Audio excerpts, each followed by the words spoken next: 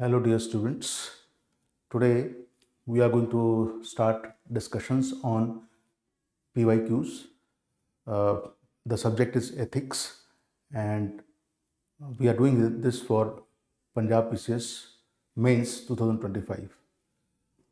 Unlike UPSC, we see that many topics of ethics are included in the syllabus of Punjab PCS Mains, but they are not presented as a single paper. Rather, the topics are distributed and the themes are distributed among different papers. So, when you closely take a look at the UPSC Ethics GS paper 4 for mains, you go through that syllabus, and then you look at the syllabus of the three GS mains paper of Punjab PCS, you will see some similarity of topics. So the topics of ethics as far as Punjab PCS mains is concerned are distributed among three papers, that is GS paper 1, GS paper 2 and GS paper 4. In GS paper 3, there is no topic which we can directly relate with ethics or case studies. There the topics are more related to economy and internal security, right? So today the plan is that first I would like to talk about what you can say the topics. I will give you an exposure to the ethics topics, which are the topics and where they are present in different GS papers. Then I would like to talk about answer writing as such for mains, and then I will discuss the previous question papers with proper formats of answers. Because it is the first session, I have taken the liberty of not presenting the answers in exact word limits. Rather, I have provided you more content so that you can understand what are the areas or what you can say, what are the important aspects related to a particular topic about which you should have knowledge. And if you have enough knowledge, you can always condense that knowledge in an answer as per your requirement. But the answers has been given to you in such a manner where you get to know very clearly how you can write a good introduction, what should be the key points included in the main body, and how to conclude. Before I proceed further, I would like to talk about this. There are few, what you can say, FAQs, frequently asked questions. It is many times seen, especially among freshers who are going for the first time for mains, that whether they should write answers in general studies in points form or they should be writing answers in paragraph form. See, you cannot have same kind of structure and format for every answer. It depends on the nature of the question, what the question is demanding, and then you decide whether there is a possibility to write in points form or to write in what you can say phrase form. Because word limits are generally 100 and 200 words in Punjab PCS mains studies papers, I would suggest that in 100 words papers, if there is a possibility of being very objective and you can write answers in point and phrase form, do so. But you should never forget that there should be a powerful introductory line and a powerful concluding line or two. As far as 200 words answers are concerned, there you can have a much more well structured answer with a proper introduction, body, and conclusion. To write a good answer, this is a basic thing which you should keep in mind. And what is that? That is that you should engage in some kind of brainstorming. When I say brainstorming, what does that mean? It simply means that you should prepare a framework for your answer. So how will you prepare a framework? First, you have to read the question properly. I will explain this in the first question itself, but for now, just get a feel of. So just go through the question properly, see what is the demand of the question. Is the question single statement question or there are two parts in the question? What are the keywords in the question? As well as what has been asked. Are they asking you to explain something, to evaluate something, to analyze something? So depending on what is the demand of the question and what are the keywords, you should brainstorm about what could be the content of the answer. In this, you should have this idea what could be the things which are coming to your mind in introduction, how you can conclude, and what are the main points which you would like to have in body. So in any good answer, there should be, whether you write in what you can say points form or in paragraph form, there should be powerful introductory line where you introduce the topic and give the examiner a feel what is coming forward, and you are going to talk in much detail to justify or to do justice to the answer. So there should be proper introduction or introductory lines. Then in the main body, there should be the main content. When you are brainstorming, write down all the points before actually starting to write the answer.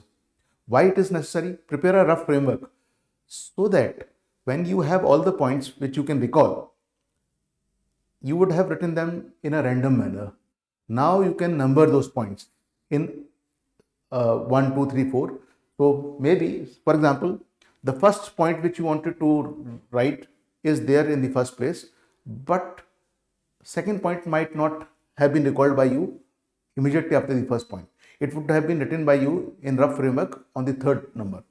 So what you can do now, before you actually start writing the answer, you can just give all the points numbers and see 1, then say 3, then 2, then 4. Then you see that when you actually start writing, you will write those points in proper sequence. It brings fluency to your answer, it makes your answer attractive, and it convinces the examiner that you are a well-organized candidate and who knows how to articulate your thoughts on a particular matter. And it also gives somehow an impression that you are well informed, and therefore it is going to leave a good impression on the examiner that you are the right material to become a civil servant, right? So therefore that is very important. You should have a very well structured answer, and after the body should come the conclusion. Many people ask, should we sum up things in the conclusion? What should we do? Depending on the nature of the question, you should conclude. In conclusion, sometimes it would be just summarizing whatever you have said. Sometimes if it is a question which is where you are talking about certain problems or issues, you can show your creative side in the conclusion as well, where you give some out of the league or out of the box kind of statements, but always remember, whether it is introductory lines, the main body and at different points in that main body, or paragraphs in the main body, or conclusion, never ever digress from the requirement of the question. It is your duty that you time and again keep on going back to the question and see that each and every statement, each and every line which you have written is in sync with the, what you can say, your question's demand. You have never digressed. Then you see the quality of your answers. It will be a very powerful answer, right? And here I would say you have done justice to your answer, and you can do so by remaining what this follow this principle. I call this SLP principle. You should write in a very simple manner. You should write in a manner where you are able to convey what you exactly want to convey. The meaning is understood by the examiner, the thought is absorbed by the examiner, and it is received well. Then you should be lucid. Simple language should not use unnecessary jargons. Only use the terms particular if they are required. Lucid means very clear. You are conveying what actually you want to convey. The examination would not have any confusion when he is reading your answer. And then precise. You are writing to the point. Whatever is the demand of the question, you are trying to cater that. You are not digressing at any point of time from your main answer, right? So SLP principle. Keep your answers simple. Lucid means clear, and precise, that is to the point, right? Now, before I actually uh, talk about different, what I can say, before I actually talk about different aspects of uh, the answer writing further, let me add some more points. You see, when you are preparing for ethics paper, most of the questions, or when you are preparing for the topics of ethics in GS1, GS2, or GS4, most of the topics are such, they appear simple in the syllabus, but when you look at the PYQs, previous questions, there is a tendency of Punjab Public Service Commission to ask you questions which are more application based. It means you should have good command over the content. You must understand the theoretical aspects of the subject very well, but at the same time, you should be well versed in, what you can say, applying that knowledge uh, in a given context. So, and use of common sense is also a very important aspect of writing a good answer, especially where there are questions where they have given you problems and you have to give solutions. You have to put your knowledge to good use as per the requirements of a question, doing full justice to the answer, right? Now, when we further move towards our journey in this discussion, I would like to say now that let us see what are the topics, right? So,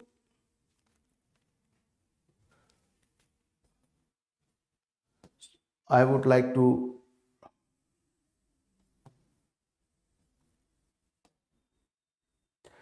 see, if you look at your entire syllabus of Punjab PCS mains exams, the main topics related to ethics or themes are given in 3 papers.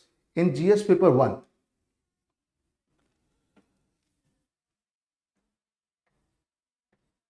there is a, what you can say, in GS paper 1, history, geography and society, 3 themes are there. Within the third theme, that is society, there are presented 2 main topics. One is ethics in society, another one is human values. These are the topics as such mentioned in UPSC syllabus in the first unit, which is named as ethics and human interface, right? So I think questions related to this already has been covered or will be covered by another faculty. I will cover here questions, the previous questions from GS paper 2 and GS paper 4 as I discuss PYQs today related to ethics for the year 2020-21, right? Now, when we look at the second paper, what we find of Punjab PCS means, we find that the paper is related to Indian Constitution, polity, governance, and international relations.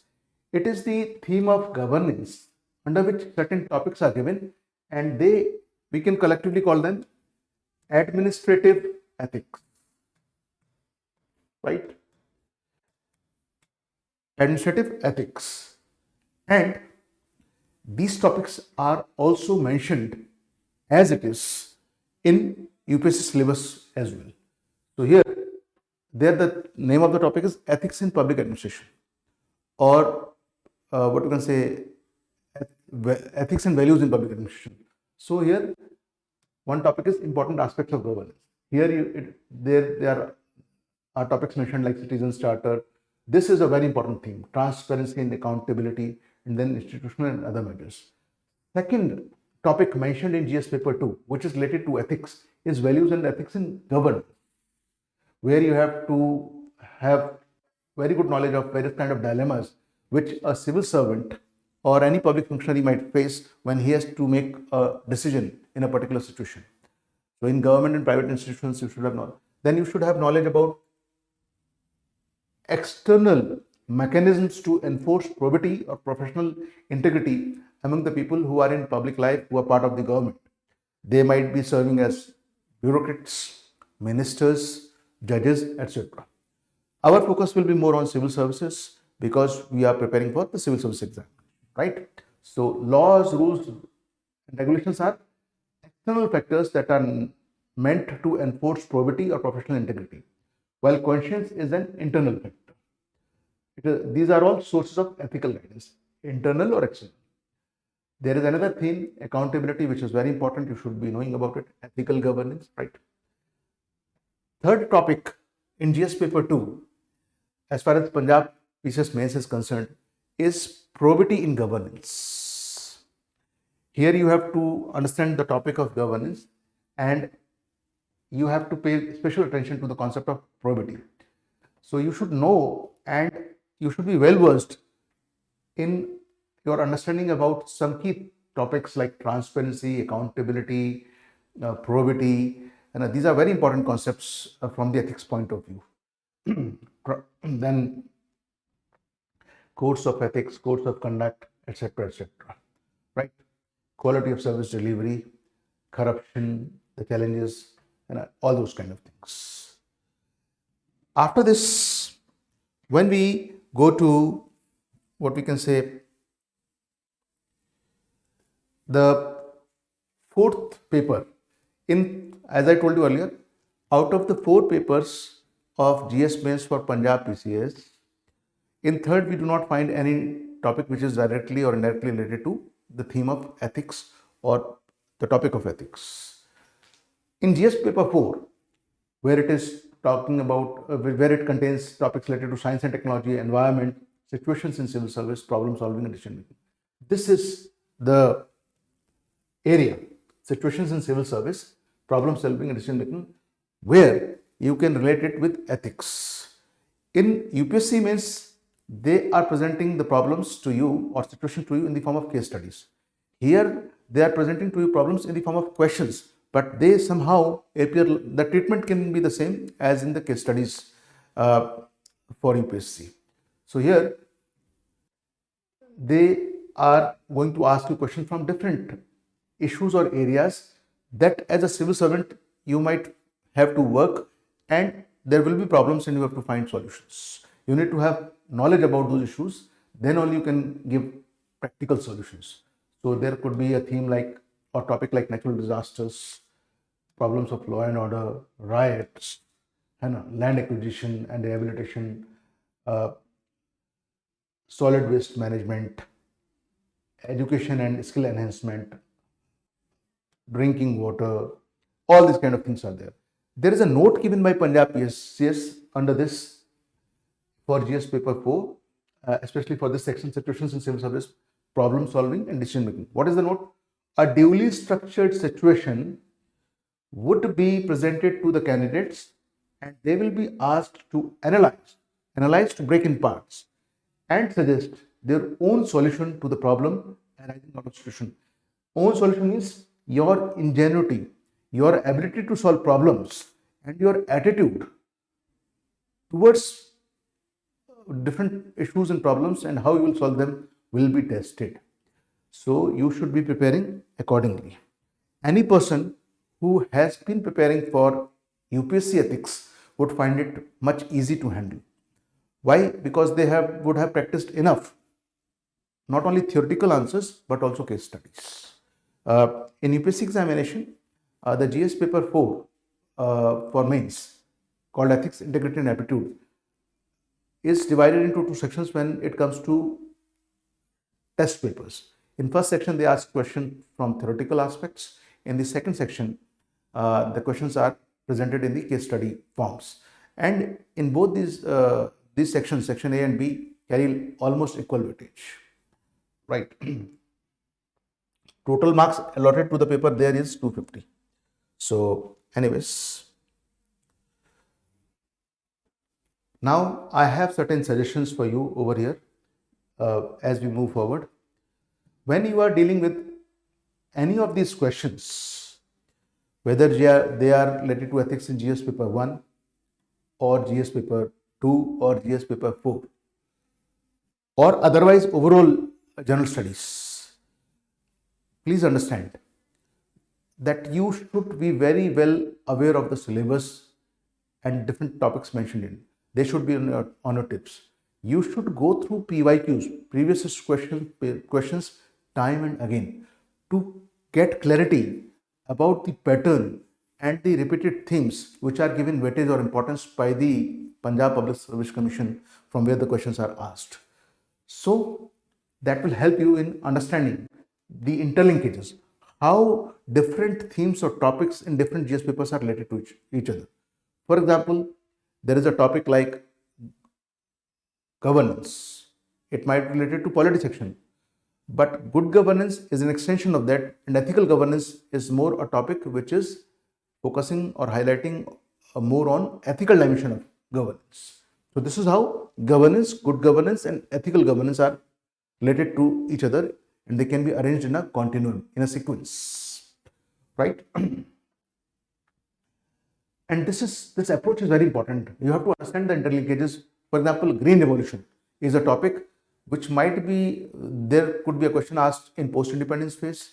There could be a question asked in economic geography. There could be a question asked in economics. Depending on in which paper a question has been asked related to a particular topic, your answer must have that orientation. If a question has been asked in the economic section, GS paper 3 of Punjab PCS on green revolution, you should be paying more important attention in your answer. The orientation should be more economical in nature. You should be talking about impact on agriculture as a primary sector of the economy. You should be talking about how it has helped in increasing the incomes or improving the incomes of the people who got benefited from what you can say agriculture revolution or green revolution. You should be aware that was credit easily available through various types of banks or not, how banking system helped or failed in enabling green revolution. So this is how your orientation should be depending on where a particular topic has been covered and questions has been asked in the main examination, right? Then your approach should be interdisciplinary approach. Why? Because things are interlinked. And then ultimately it is necessary to enrich your perspective in your answers. If you adopt a multi-dimensional approach wherever possible, it will add high quality to your answers. Means cover different dimensions if there is a possibility, not always. That will definitely add lots of value to your answer, and it will compel the examiner to give you good marks, right? Why? Because you are able to showcase yourself as the most fit candidate to become a civil servant, right? Now, I will come to the questions part. Today, now, in my first session of ethics related topics or themes, as I told you earlier, I will not cover the questions today of GS paper 1. They might have been already covered by some other faculty. I will pick up topics and themes which can be related to ethics from GS paper 2 and GS paper 4. So, and the year from where we are picking up questions is 2020-2021, right? So, let us see what are the questions. This is the question which I think was asked in GS paper 2 of Punjab PCS mains in 2020-21, right? So let us try to understand the question. What is the question? The question is, see, This is question number 1. A means there are two parts to the question. Both the parts have the word limits of 100 words each and 10 marks are allotted to it. So 100 words question means the word limit is very less, so you have to write a very compact answer. If there is a possibility to write in points form, you can write in points form, and you should write in points form. Where you can write in introduction 1 or 2 lines, then main points in the body, point of phrase form, and then conclusion also in the end, 1 or 2 lines, depending on what is the nature of the question. So what is the question? Probity in public life is an internally induced behavior than an externally administered action. Explain. So you have to understand the question very well. Believe me, understanding the question properly, what is its demand, is like winning half the race. Most of the candidates have the problem of not understanding the demand of the question properly. They start writing what they know instead of writing what the examiner wants to know. And then they complain later that they wrote a good answer but they did not get good marks. They forgot that what was the exact demand of the question. So pay attention, understand the question, and then prepare a framework, structured your answer roughly on the paper, then start writing proper answer in the given space, right? So the key words are probity. So probity in public life, you should know properly what probity exactly means. Basically, if you disintegrate this word or dissect this word, you will find two words: probe plus integrity, right? So from here are coming to this word, the probity. So integrity means that, what you can say, dimension of a person's character where he is not going to compromise any values. He stick to his values and he displays those values whether somebody is seeing him or not. So a person who is high on integrity would never take a bribe, whether somebody is seeing or not seeing. He is very clear about his principles. As an officer, he is open. Probe means open to any kind of investigation or inspection. He is always open. His life is like an open book.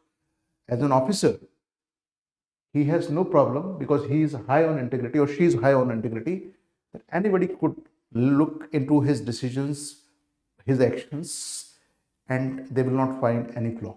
Why? Because he is crystal clear in his approach. He knows what he is doing and he is using every penny, the government resources, wisely. He is using his discretion with utmost care, and he is doing everything keeping the larger public interest in mind. He is keeping away. There is no possibility of him being corrupted. He is incorruptible, right? He does not engage in corrupt means, right? So the question is, probity in public life is an internally induced behavior. Means a person who is high on integrity, you can call it professional integrity also. So probity is basically professional integrity. There are two aspects. No? In personal life, you are a very good person who stick to values. That is personal integrity. When you are occupying an official position in an organization, government or private, you work with full commitment and you do not do any wrongful things. You are a man of or a woman of high professional integrity. So here is a statement and you have to explain it. So probity or professional integrity in public life. Public life means you can be a civil servant, IS or IPS officer, SDM or DSP, PCS officer. You are in public life. So professional integrity in public life or as a part of the, what you can say, government, where your decisions, your actions are going to affect the people and you are always under scanner. You are in the public domain. Professional integrity in public life is an internally induced behavior. It means the statement is trying to say that integrity at professional level, when you are in public life, is something which comes from within. It is internally induced. You are intrinsically motivated to be high on integrity, not to display a non-compromising attitude as when it comes to value and good character, right? Then an externally administered action. The entire statement means, if you understand properly, that professional integrity in public life is not something which is imposed from outside. External factors like rules, regulations, and law, they are not enough to make you high on integrity or to display high professional integrity. That is possible in the long run only when it is coming from inside. So you have to explain this statement. What does it mean and how will you go about it? Let us talk about it. How should your approach be while writing an answer? How can you write a good answer? So first is understand the question correctly. So what is the demand of the question? The candidate, means you as an aspirant for civil services, you are writing main examination for Punjab PCS. So you are asked to explain the importance of internal or intrinsic factors that are internal to you, that are part of your personality. You are motivated from inside.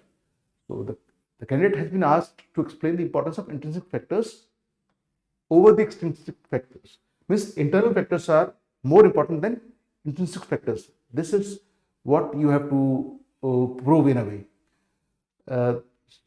I will repeat the sentence. What is the question demanding, or what the understanding of the question should be? That the candidate has been asked to explain the importance of intrinsic factors over the extrinsic factors in inculcating or in developing and strengthening probity, professional integrity as a core value in public life. In this process, it is expected from you that you highlight the internal aspects or factors in comparison to the external aspects or factors as more important in developing and sustaining professional integrity over a period of time, right? तो जब आप probity के बारे में बात करेंगे, professional integrity के बारे में बात करेंगे, तो यह पब्लिक लाइफ में एज एन ऑफिसर, तो आप ये बात यहाँ पर एक्सप्लेन करने की कोशिश करेंगे इस क्वेश्चन की डिमांड के हिसाब से कि वही व्यक्ति, that person will be high on probity who is internally motivated, who has that character, who has developed certain values as a part of his life and which he will display when he is engaged in a particular profession or he is occupying a particular position of public authority. So as an SDM or as a DSP, you display that yes, rules and regulations are external factors which are okay to maintain a certain amount of decorum who is working in public life, who is working as an officer or government employee. But more important is that this must come from inside. अंदर से बात आनी चाहिए कि मुझे कोई गलत काम नहीं करना, मुझे अपने प्रोफेशनल लेवल पे बहुत हाई लेवल की इंटीग्रिटी शो करनी है, सत्यनिष्ठता शो करनी है, और मुझे कहीं पे भी अपनी वैल्यूज से कॉम्प्रोमाइज़ नहीं करना, कोई गलत काम नहीं करना और एक एग्जाम्पल सेट करना है, राइट? तो इस बात को आपको प्रॉपरली एक्सप्लेन करना है. तो अब जो ये डायरेक्टिव दिया हुआ है एक्सप्लेन, उसको कैसे आप हैंडल करेंगे, हम उसके बारे में बात करते हैं. क्या आपकी अप्रोच होनी चाहिए आंसर राइटिंग में? चलिए आगे बढ़ते हैं. So now how to handle the directive when it comes to this question. So always keep an eye on the question. Never ever digress from the question. आपकी सवाल पे, प्रश्न पे हमेशा नजर रहनी चाहिए, इससे भटकना नहीं है. अगर कहीं आंसर लिखते वक्त या सोचते वक्त भटकने लगो तो फिर से क्वेश्चन पढ़ लो. उससे क्या होगा, आप बिल्कुल focused to the point precise रहेंगे अपने आंसर राइटिंग में. तो यू हैव तो एक्सप्लेन करना है आपको स्टेटमेंट को. तो क्या कर सकते हैं आप? How to handle the directive. Define probity as a core value in public administration. तो पहले आप प्रोबिटी के बारे में बता दीजिए कि कितनी इंपॉर्टेंट है प्रोबेबिलिटी, प्रोफेशनल इंटीग्रिटी एक कोर वैल्यू है पब्लिक एडमिनिस्ट्रेशन में। पब्लिक लाइफ में सिविल सर्वेंट्स हों और लोग हों, बिना इसके करप्शन फ्री सर्विसेज डिलीवर नहीं कर सकते। सिस्टम करप्शन फ्री नहीं रह सकता। ऑफिसर्स का हाई प्रोबेबिलिटी डिस्प्ले करना बहुत ज़रूरी है और इसके बिना बात बन ही नहीं सकती अगर हमको सिस्टम को स्मूथली चलाना है विदाउट करप्शन चलाना है, राइट। दूसरी चीज़, देन एन्यूमरेट, मेंशन और enlist valid points with proper description. Describe करो इंपॉर्टेंट जो पॉइंट्स हैं, उसमें आप कोई ज़रूरी फैक्ट्स हैं, एग्जाम्पल्स आपके दिमाग में आते हैं जब आप पॉइंट्स लिख रहे हो फेवर में स्टेटमेंट के, तो अपने उन आर्ग्यूमेंट्स, अपने उन पॉइंट्स को सपोर्ट करने के लिए जो भी एग्जाम्पल्स आपके दिमाग में आ रहे हैं वो दीजिए, वो हम आगे डिस्कस करेंगे। इन फेवर ऑफ, किसके फेवर में लिखेंगे आप, क्योंकि यहाँ स्टेटमेंट में आपको इंटरनल फैक्टर्स को, इंटरनली इंड्यूस्ड बिहेवियर को, इस एस्पेक्ट को ज़्यादा हाईलाइट करना है और साथ ही साथ इनसे कंपैरिजन करना है कि externally administered action external factors के साथ, कि भाई हाँ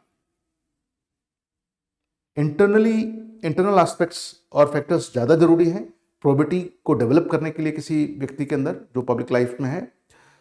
एक्सटर्नल फैक्टर्स भी इंपॉर्टेंट हैं, बट एक्सटर्नल फैक्टर्स का रोल सपोर्टिव है।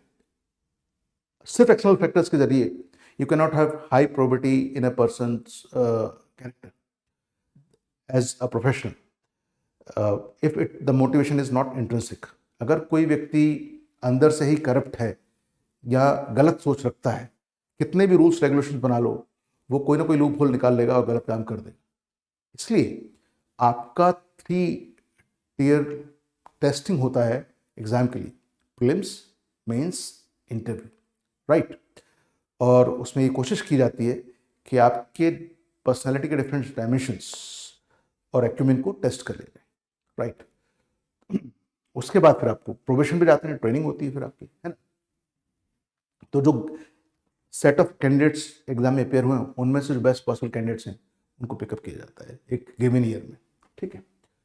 सो स्कोप क्या है, रेंज क्या है, क्या क्या कवर कर सकते हैं इस आंसर में आप जब एक अच्छा आंसर लिखने की कोशिश कर रहे हैं। अब उसके बारे में बात करते हैं।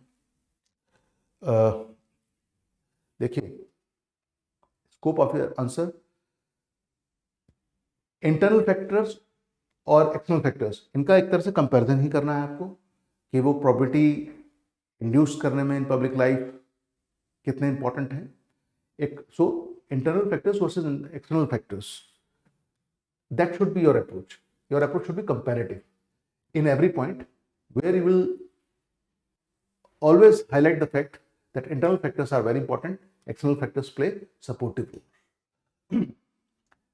So this is the core expectation of the given statement in the question. What is the statement?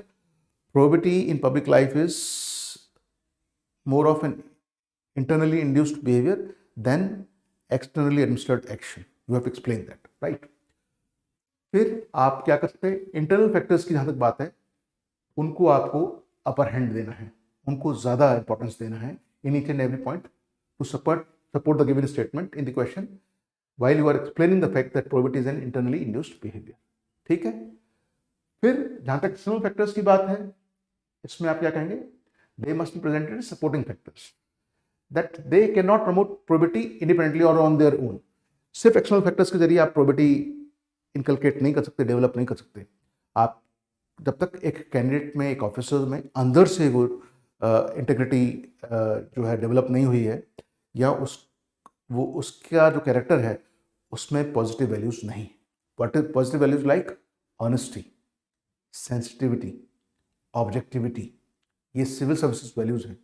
UPSC ethics का सिलेबस देखेंगे तो आपको एक पूरा टॉपिक उसमें मिल जाएगा, you will get a better understanding, right. अब इस आंसर में ऐसी क्या चीज़ें हैं इस क्वेश्चन को जब आंसर करेंगे आप, जो अवॉइड कर सकते हैं। आप ज़्यादा प्रोबेबिलिटी के बारे में या एक्सटर्नल फैक्टर्स के बारे में ना लिखें, क्योंकि लिमिटेड वर्ड है, तो आपकी एक एक वर्ड, एक एक लाइन बहुत प्रेशियस है, आपके पास लिबर्टी नहीं है एक भी वर्ड वेस्ट करने की। तो फिर इन चीज़ों का नहीं, तो कोर जो आंसर की डिमांड है वहाँ पर स्टिक करें। तो कोर डिमांड क्या है, आपको एक्सटर्नल फैक्टर्स को एक्सप्लेन करना है कि वो इंटरनल फैक्टर्स एक्सटर्नल फैक्टर्स से ज़्यादा इंपॉर्टेंट हैं जब बात प्रोबेबिलिटी की आती है पब्लिक लाइफ, ठीक है, उसको डेवलप करने की आती है। और एक और चीज़ है, वन साइडेड व्यू नहीं होना चाहिए। आप अपने क्रिटिकल एबिलिटी शो कीजिए, आप ये मत करिएगा कि सिर्फ इंटरनल फैक्टर्स के बारे में बात करते रह जाएं और एक्सटर्नल फैक्टर्स को कंप्लीटली इग्नोर कर दें। एक्सटर्नल फैक्टर्स के बारे में बात कीजिए, और वो कैसे कर सकते हैं, जब कंपैरेटिव अप्रोच होगी, जब आप बताएं कि हाँ इंटरनल फैक्टर्स इंपॉर्टेंट होते हैं बट साथ में external factors supportive role provide करते हैं। वो कैसे होगा, अभी पॉइंट्स हम डिस्कस करेंगे तो आपको पता लगेगा, है ना। सो avoid a one sided view, display your critical acumen और ability by talking about the supportive role of external factors. What are the external factors examples? देखिए कॉन्शियंस, चेतना जो अंदर होती है आपके, है ना, वो होती है इंटरनल फैक्टर। जमीर जिसे कहते हैं आप, अंतरात्मा की आवाज़ कहते हैं, वो है कॉन्शियंस। तो अंतरात्मा की आवाज़ अगर पर्सनैलिटी सही शेप्ड है तो ठीक गलत को गलत ही बोलेगी, है ना। जब वो अंतरात्मा की आवाज़ ठीक होती है तो कई बार जब आपको आइडिया नहीं होता क्या डिसीजन लेना है और एक कॉम्प्लेक्स सिचुएशन होती है एज एन ऑफिसर, तब भी आप एक सही डिसीजन ले पाते हैं। Say there are two wrong choices, you will be able to choose that fact, that aspect which is less harmful, है ना।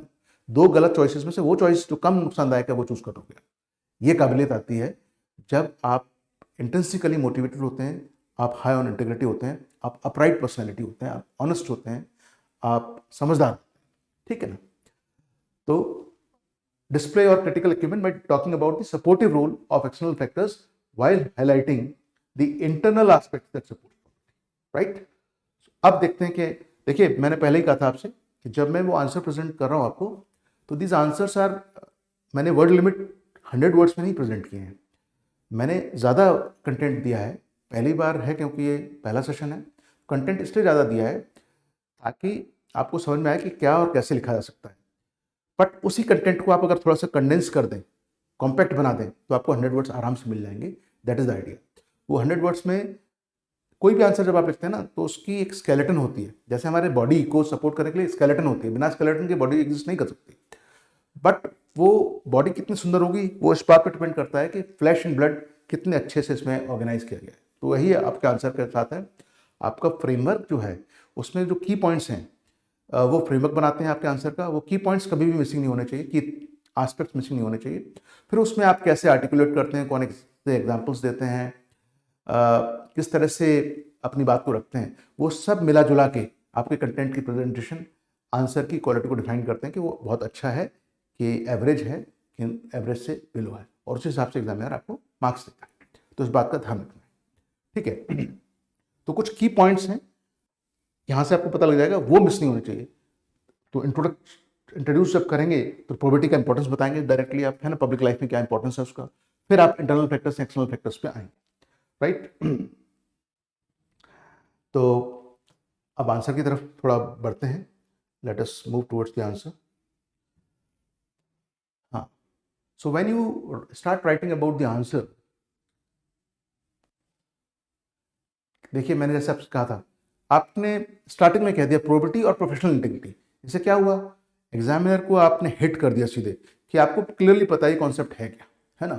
तो आपने यहाँ लिख दिया प्रोबेबिलिटी और professional integrity is the soul of ethical conduct in public administration. इतनी बड़ी बात आपने कह दी है। अब इसके बाद आप कह सकते हैं कि इसके बिना आप एथिकल कंडक्ट या एथिकलिटी की पब्लिक एडमिनिस्ट्रेशन में गुंजाइश नहीं कर सकते, करप्शन फ्री एडमिनिस्ट्रेशन की गुंजाइश के बारे में सोच नहीं सकते। तो प्रोबेबिलिटी बहुत ज़रूरी है, कोर वैल्यू। उसके बाद आप आगे बढ़ते हैं। अब आपकी समझ के लिए मैंने यहाँ ज़्यादा लिख दिया है, इस स्टेटमेंट से भी काम चल जाता, फिर आप सीधे इस स्टेटमेंट पे आ सकते थे। It states that a civil servant should not misuse his authority or official position for personal gains. तो प्रोबेबिलिटी क्या है, प्रोफेशनल इंटीग्रिटी, मतलब आप कोई गलत काम नहीं करेंगे, पर्सनल गेन के लिए कोई डिसीजन नहीं करेंगे, किसी की तरह का फेवरेटिज्म नहीं शो करेंगे, वो है probability, right. It states that a civil servant should not, और for that a public servant में मिनिस्टर भी हो सकता है, जज भी हो सकता है, उन सबके लिए लागू है।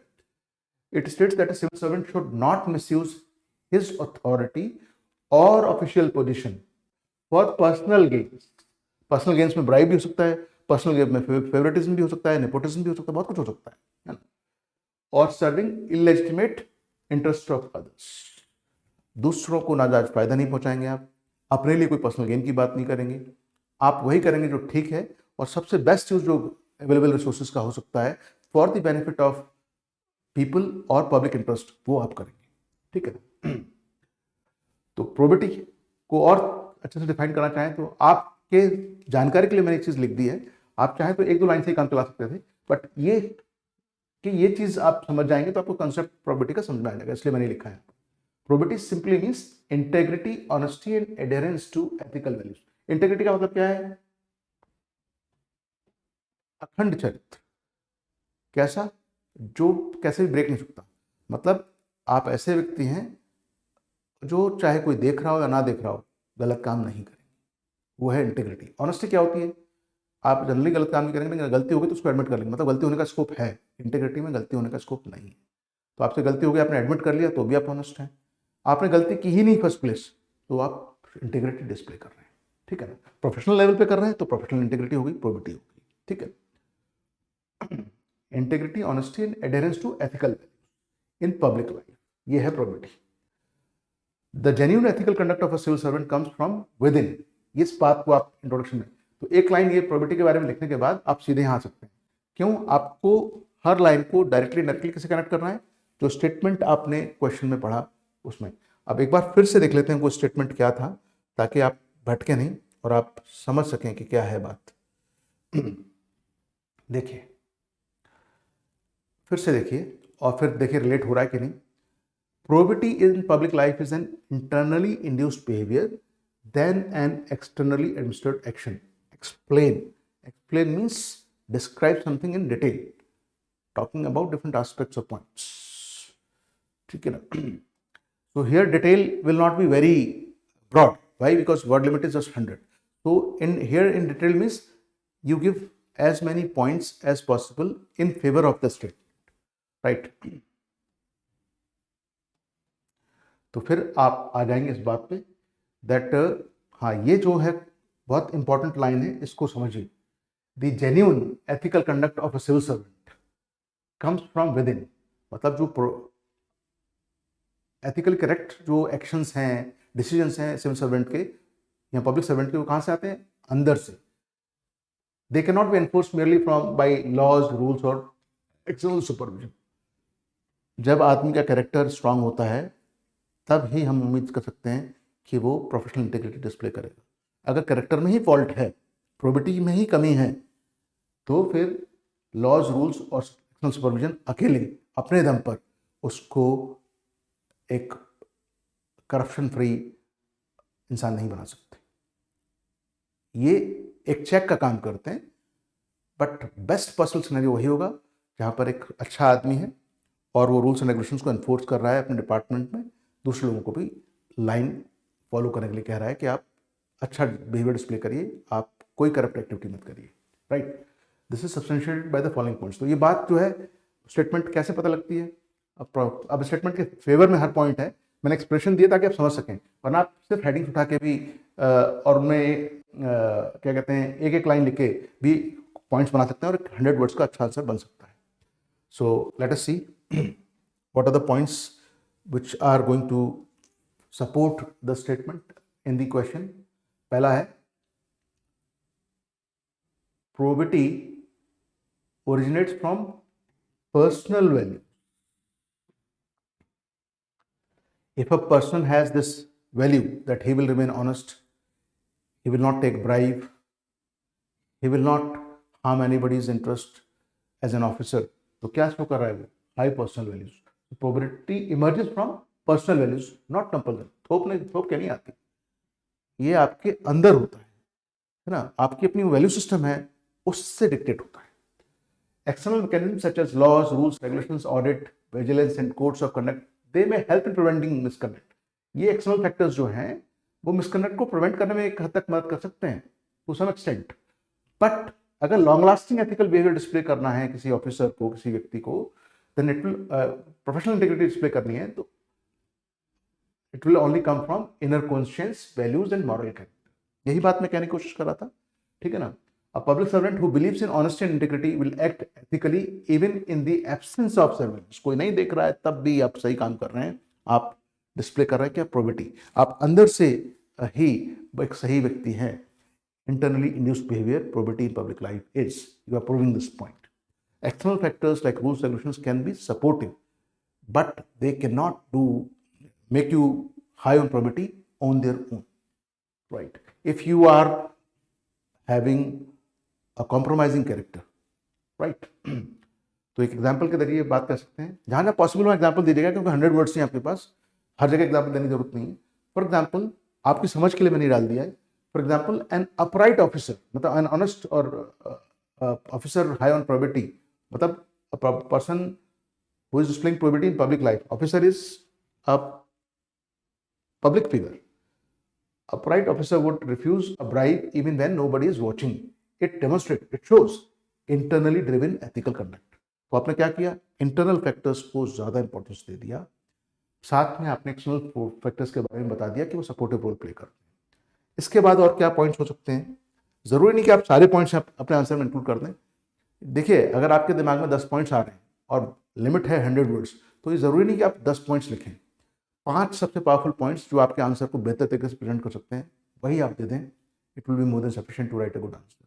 कुछ लोग ये समझते नहीं, वो सब कुछ ठूस दे देना चाहते हैं आंसर के अंदर। नहीं, आपका answer depending on the word limit and availability of points balance होना चाहिए। हर जगह हर चीज लिखना कोई जरूरी नहीं, बट आपने अपनी बात तरीके से कह दी है, प्रूव कर दिया अपना पॉइंट, तो you have done a good job, right. अब थोड़ा आगे बढ़ते हैं।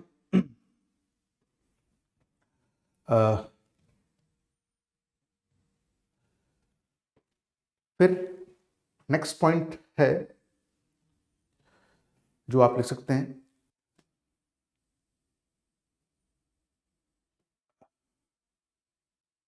External controls are reactive. जो एक्सटर्नल कंट्रोल्स हैं, जैसे रूल्स हैं, रेगुलेशंस हैं, लॉज हैं, कानून हैं, वो क्या करते हैं, वो रिएक्टिव है। जब कुछ हो जाता है गलत तब काम आते हैं, या फिर कोई अंदेशा होता है तब काम आते हैं, बट वो सिचुएशन पैदा ही नहीं होगी अगर कोई आदमी अंदर से ठीक है और वो गलती करेगा ही नहीं, है ना। तो ये चीज़ है, तो इसलिए इंटरनल फैक्टर्स का रोल ज़्यादा है, इंपॉर्टेंट है। क्या प्रमोट करने के लिए, probity in public life, professional integrity in public life. So external controls are reactive, but internally driven ethical behavior is proactive. स्वतः आता है, अंदर से आता है ना। और ये जो इफेक्ट ला सकता है वो कभी एक्सटर्नल कंट्रोल से नहीं आ सकता।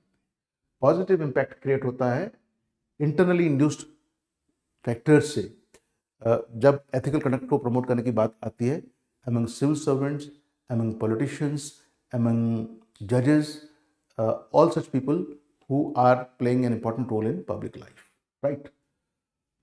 Internal integrity prevents unethical actions from occurring in the first place.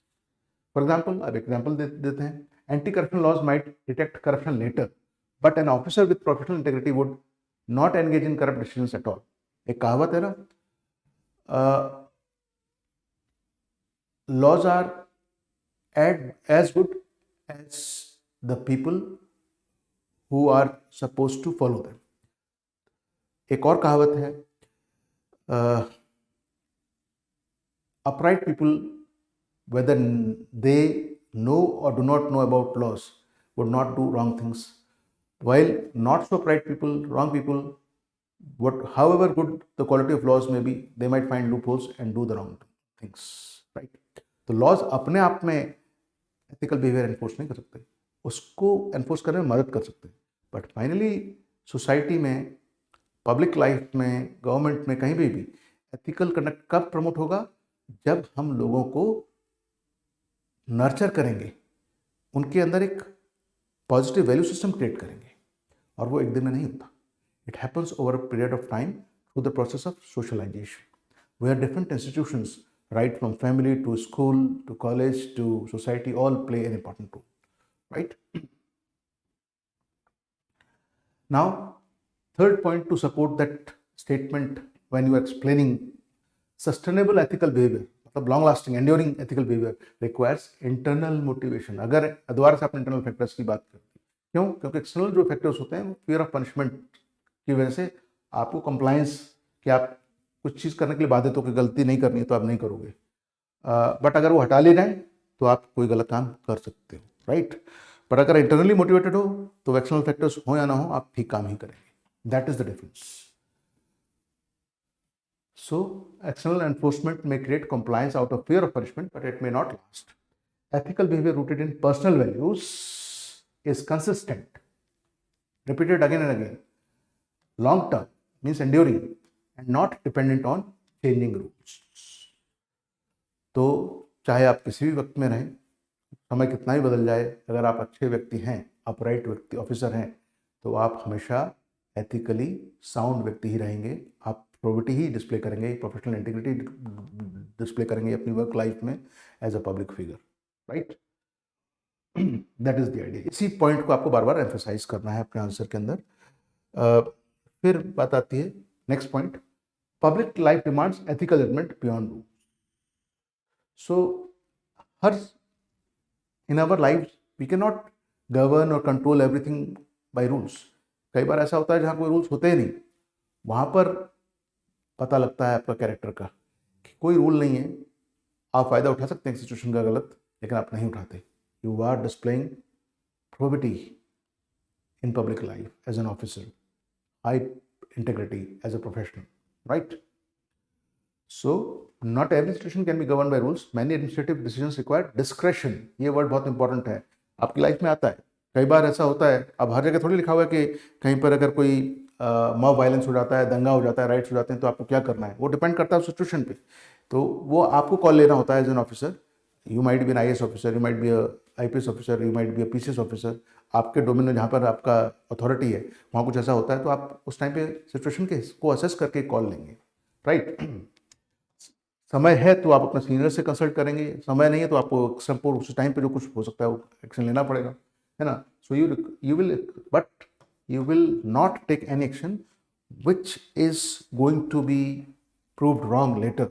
You will calculate everything properly in the given time, in real time, and take the most appropriate action. So not every situation can be governed by rules. Many administrative decisions require discretion where internal integrity guides the right choice. For example, fair allocation of disaster relief fund often requires moral judgment, not just following the rules. कहीं पे कोई disaster हो गया, अब कितना पैसा आपको लोगों के घर पे खर्च करना है, खाने पे खर्च करना है, अभी प्रायोरिटी बचाने पे करनी है या बसाने पे करनी है, तो ये सब चीज़ें आप के पास अथॉरिटी है, डिस्क्रिप्शन है, आप डिसाइड करेंगे उस सिचुएशन के बेस पे। और आपका डिसीजन कितना सटीक है वो इस बात पर डिपेंड करेगा, आपकी चॉइसेस कितनी करेक्ट हैं, how high you are on internal integrity. It means you are displaying probity as a professional in public life. You will allocate funds judiciously in a fair manner.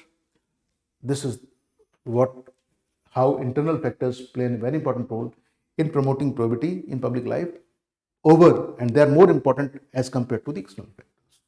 यही argument को आपको build करना है, इस narrative को build करना है अपने आंसर के अंदर। उसके बाद हम चलते हैं आगे, what else we can discuss. तो इन्हीं पॉइंट्स, अभी ये जरूरी नहीं कि सारे पॉइंट्स आप लिखें, आप 100 वर्ड्स में अगर आपको 3, 4, 5 पॉइंट जो भी आ रहे हैं, 4 पॉइंट भी आ रहे हैं, अच्छे से आपने कन्वे कर दिए, जो job is done, right. External systems can only supplement integrity. Conclusion में, बॉडी के एंड में आप ये बात जरूर हाईलाइट करें कि इंटरनल सिस्टम्स ज़्यादा जरूरी है एक्सटर्नल सिस्टम से। एक्सटर्नल सिस्टम्स का मेनली रोल क्या होता है, वो सपोर्ट करते हैं प्रोबिटी इन पब्लिक लाइफ या इंटीग्रिटी को, राइट।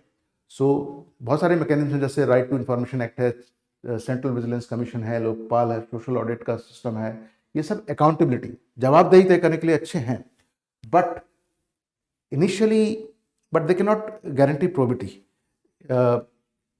प्रोबिटी, प्रोफेशनल इंटीग्रिटी कहाँ से आएगी?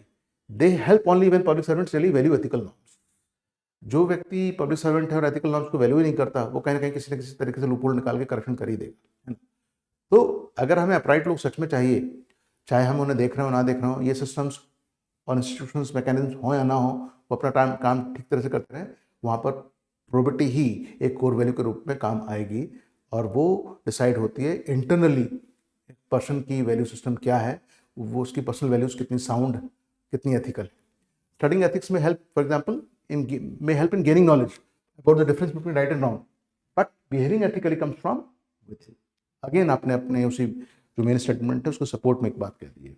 और लास्ट में, प्रोफेशनल इंटीग्रिटी और probity builds public trust. Citizens trust institutions like police को आप कब सपोर्ट करो, ज़्यादा भरोसा करोगे? एक इंस्टीट्यूशन है वो भी अपने आप में।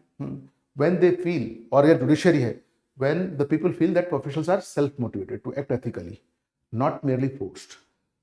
लोग किसी इंस्टीट्यूशन में, किसी संस्था में, पुलिस है, जुडिशरी में अच्छा काम इसलिए नहीं करेगा उनको फोर्स किया जा रहा है, वो सही काम इसलिए कर रहे हैं क्योंकि वो उनकी फितरत है, वो अंदर से मोटिवेटेड हैं, उनकी पर्सनल वैल्यू सिस्टम बहुत हाई है, they are very high on integrity, right. So trust arises from perceived sincerity, not just compliance. Compliance external factors compliance कराते हैं, सिंसेरिटी इंटरनल फैक्टर्स से आती है। और इस तरह से हम कह सकते हैं फाइनली कंक्लूजन में कि definitely probability is an internally induced behaviour more than an externally administered mechanism और एक्शन। तो कंक्लूजन में आप क्या करेंगे? What you can do, you can simply what you can say, जो बात आपने कही है अभी तक उसका निचोड़, एसेंस उसका यहाँ लिख सकते हैं कि external mechanisms are necessary to deter wrongdoing. So external factors like rules, regulations, etc. act as deterrents. They provide deterrence. But probity or professional integrity is rooted in internal moral conviction. That comes from inside. That is from one's conscience, value system, and sense of duty. So you can say that external factors are important, but more important are internal factors. Why? Because probity in public life is fundamentally an internally induced behavior supported but not created by external factors. तो इतने अच्छे तरीके से अगर आपने articulate किया है, you should get very good marks from this. मतलब अपनी बात आपके तरीके से कह दी। सॉरी। अब चलते हैं अगले सवाल पे, next question. The next question is, it is question 1's part B.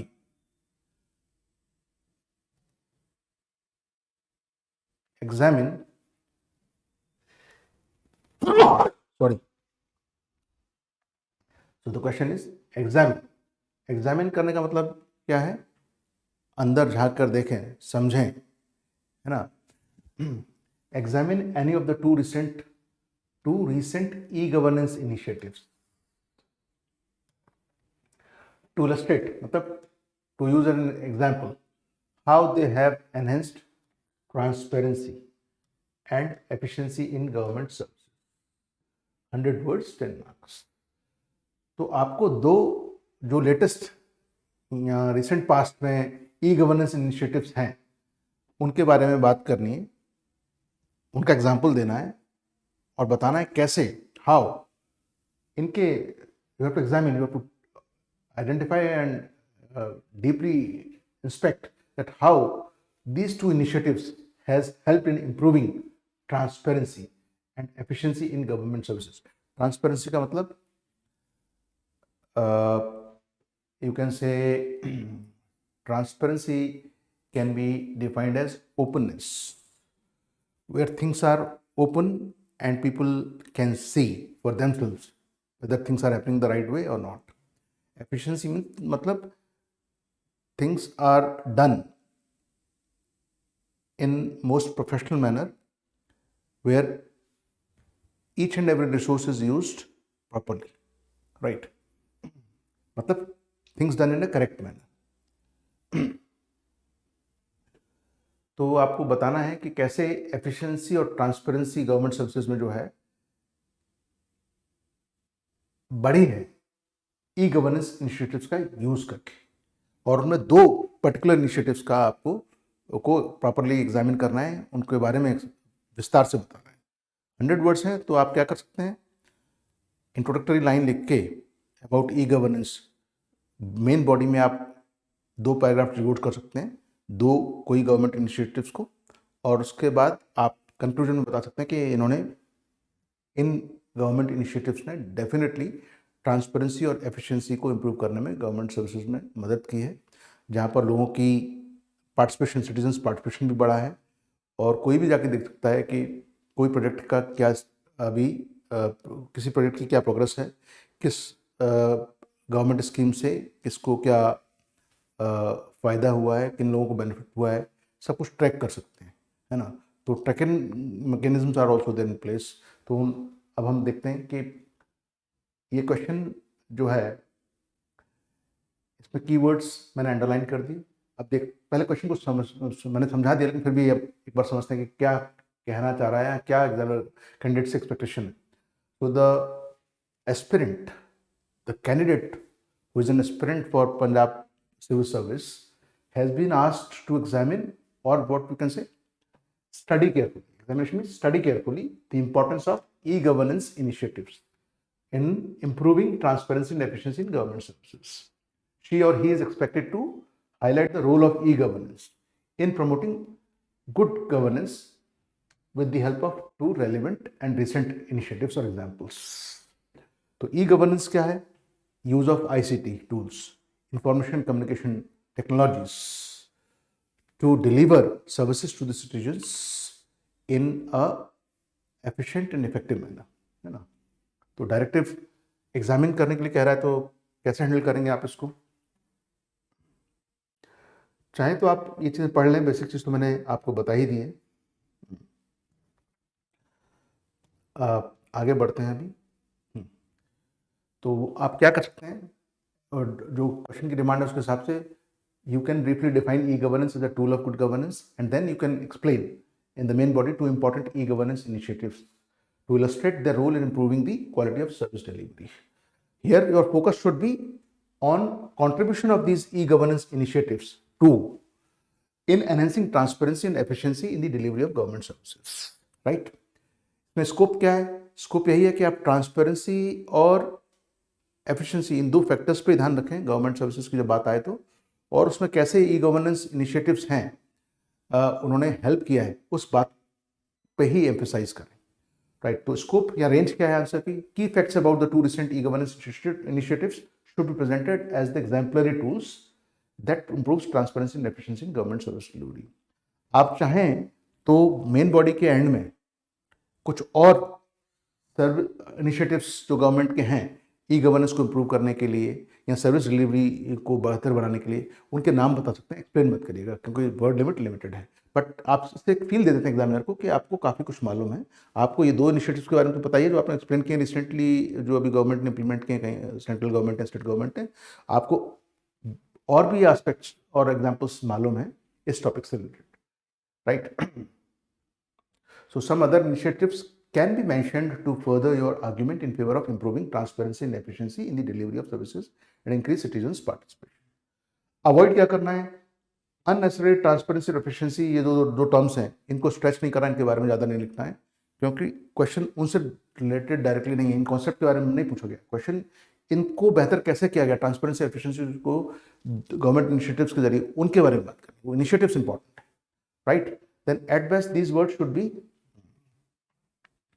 so these words like transparency and efficiency should be used only as an integral part of them. You should not be describing them independently. उतनी scope है नहीं, ठीक है ना, तो इसको avoid करना है। अब आगे बढ़ते हैं, तो आंसर में क्या हो सकता है? देखिए, for your benefit I have explained more than 2 government initiatives and given many examples, but आप कोई दो पिकअप करके अपना आंसर को पूरा कर सकते हैं 100 वर्ड्स में, ठीक है ना, ये आइडिया है। तो मैंने ज़्यादा कंटेंट दिया है, वो आपकी हेल्प करने के लिए दिया है, इसलिए नहीं कि आपको लगे कि बहुत लंबा आंसर हो गया, ठीक है। तो पर्पस और इंटेंट समझ अच्छा है, उसको समझिए। चलिए अब आगे बढ़ते हैं। तो देखिए, इस आंसर में आपने ई गवर्नेंस ना लेके सीधे लिख दिया इलेक्ट्रॉनिक गवर्नेंस, मतलब आप उसका फुल फॉर्म जानते हैं, आप एग्जामिनर को शो कर दिया। This is how intelligently you should through small gestures show the examiner that you are very clear about your concepts. और conceptual clarity civil services exam में उसको क्रैक करने के लिए और आगे अच्छा सिविल सर्वेंट बनने के लिए बहुत ज़रूरी है, ठीक है ना। तो वो क्वालिटी आपको जहाँ पॉसिबल हो, जैसे पॉसिबल हो, डिस्प्ले ज़रूर करनी चाहिए एग्जामिनर के सामने, और एग्जामिनर की पूरी अटेंशन ले लेनी चाहिए। जितनी सक्सेसफुली आप उसकी अटेंशन ले पाएंगे, उतना ही ज़्यादा उसको आप अपने आंसर में डुबो पाएंगे और मार्क्स ले पाएंगे, ठीक है कि नहीं। तो electronic governance is an effective tool for improving transparency and efficiency. सारे कीवर्ड्स आपने स्टार्टिंग में यूज कर दिए। इन government services, why, how it improves governance by using information communication technologies, ICTs, at the various levels of the government. They facilitate what? These tools, or the distribution of information to the public in a transparent manner. The digital platforms also help in delivering government services efficiently. ये sorry मैंने थोड़ा ज़्यादा लिख दिया है ताकि आपको ज़्यादा कंटेंट मिल जाए, बट यहाँ से आप इस पूरे जो 4 सेंटेंस हैं उनको 2 सेंटेंस में कन्वर्ट कर सकते हैं आप, है ना। अब उसके बाद मेन बॉडी में आप क्या कर सकते हैं, a few recent e governance initiatives that have certainly enhanced transparency, accountability and efficiency in government services are discuss below. Accountability का वर्ड और यूज कर दिया क्योंकि ट्रांसपेरेंसी और एफिशिएंसी का मतलब है अकाउंटेबिलिटी स्टैब्लिश हो गई है, जवाबदेही हो गई है। आईटी टूल्स या ई गवर्नेंस के टूल्स को जब आप यूज़ करते हैं तो ऑटोमेटिकली क्या होता है, इंटरमीडियरीज का रोल कम हो जाता है और पब्लिक को डायरेक्टली गवर्नमेंट से काफ़ी चीज़ें सर्विसेज और सपोर्ट मिलने लगता है, तो करप्शन के चांसेस भी कम हो जाते हैं, तो ऑटोमेटिकली अकाउंटेबिलिटी फिक्स हो जाती है क्योंकि हर चीज़ का डिजिटल रिकॉर्ड होता है, right. You can keep an account of every action performed by an officer, right, और the kind of decisions taken by the officer, ये मतलब है। तो मैंने यहाँ पर कई गवर्नमेंट इनिशिएटिव्स या स्कीम्स के बारे में बात की है। 2 जो सबसे इंपॉर्टेंट मुझे लगी जो मेरे दिमाग में आई वो है उमंग, जो आजकल काफ़ी डिस्कस हो रही है, और डीबीटी, डायरेक्ट बेनिफिट ट्रांसफर। उमंग क्या है, फुल फॉर्म अगर आप जानते हैं तो बहुत अच्छी बात है, unified mobile application for new age governance. What it is a digital public service delivery platform. करता क्या है ये यूनिफाइड ऐप है जो सिटीजन्स को एक्सेस प्रोवाइड करती है, जो गवर्नमेंट की 1500 सर्विसेज प्लस सर्विसेज के लिए। जो कौन प्रोवाइड करता है, जो अलग अलग सेंट्रल और स्टेट गवर्नमेंट्स सिटीजन्स को सर्विसेज प्रोवाइड करती हैं, उन सब का एक्सेस एक ही ऐप के जरिए मिल जाता है मोबाइल फोन पे, उसको कहते हैं उमंग, है ना। So it is a unified app providing citizens access to more than 1500 services from central and state governments in one place. तो इसमें क्या सर्विसेज हो सकती हैं, variety of services are there, for example tax filing, pension claim, या utility जैसे bill payment है, जैसे यूटिलिटी बिल क्या हो सकते हैं इलेक्ट्रिसिटी बिल है, वाटर बिल है, एक ही ऐप पे आप ये सारे काम कर सकते हैं, राइट।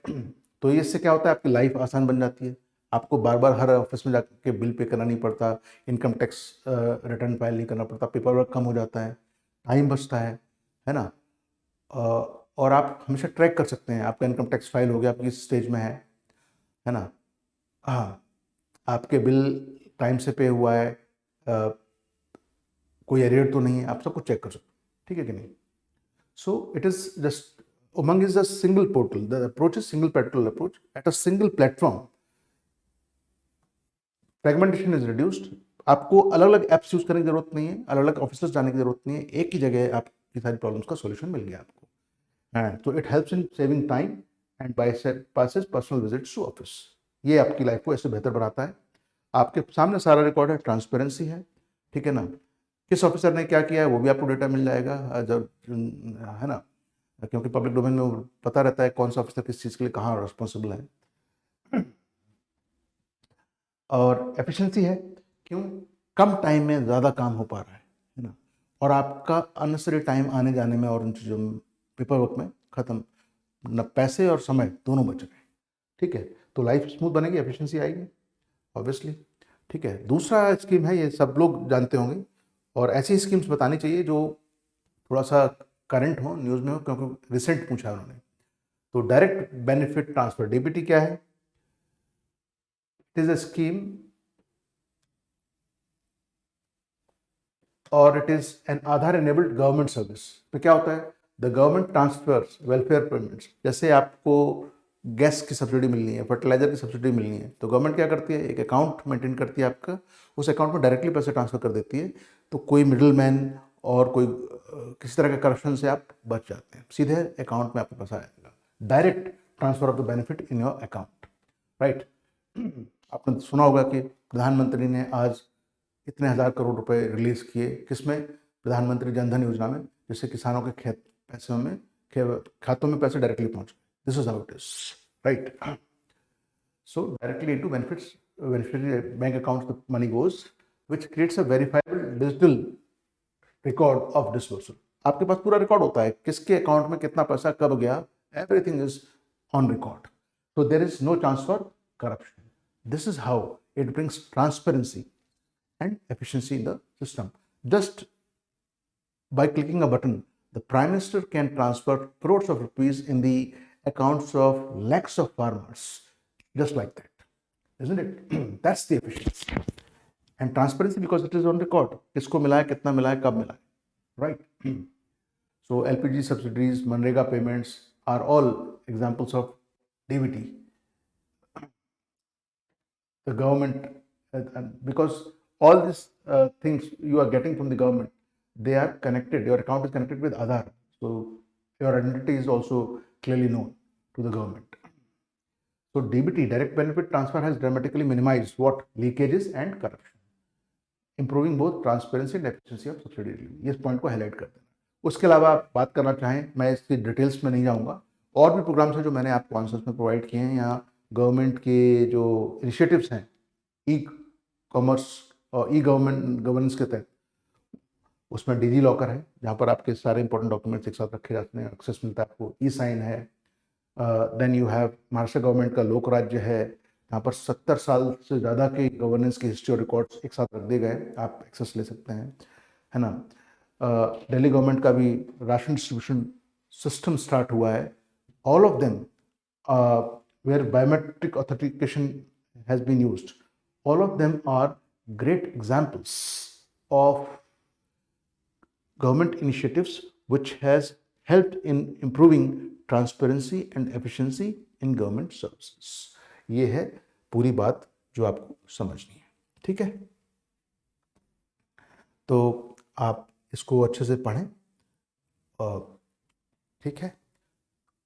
और लास्ट में जब आप कंक्लूड करेंगे, यहाँ पर आप देखेंगे तो थोड़ा सा कंक्लूजन बड़ा लिखा गया है, लेकिन आपको इतना बड़ा कंक्लूजन लिखने की जरूरत नहीं है, बट इससे आपको कंटेंट मिल सकता है, उसको समझिए. आप यहाँ ये एम्फेसाइज करेंगे कि India's recent e governance initiatives, India has moved very fast towards digitization and through this schemes it has tried to fill the gap which is created by digital divide. So recent e-governance initiatives illustrate a shift towards transparency, accountability and efficient service delivery by reducing dependency on physical visits and paperwork. It has made government interactions more citizen-centric and less prone to inefficiencies and corruption. उसके बाद आप transparency, efficiency और accessibility जैसे words को भी use कर सकते हैं. ये बात ऑलरेडी इस सेंटेंस में कह दी गई, ठीक है. अब चलते हैं हम सेकंड क्वेश्चन की तरफ.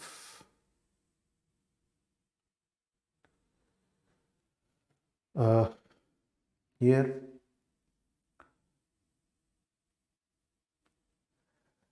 इसमें क्या करना है, देखिए क्वेश्चन को समझते हैं पहले. The representation of people act 1951, ये एक कानून है जिसके बारे में हम सब पॉलिटी वगैरह में पढ़ते हैं. Is not the representation of people act 1951, और हम उसको आरपीए भी कहते हैं. आरपीए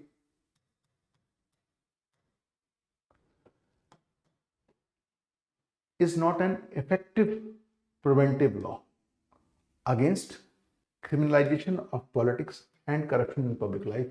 Analyze का मतलब होता है to break into parts, मतलब look into the different parts of this act, this law, that how it is failing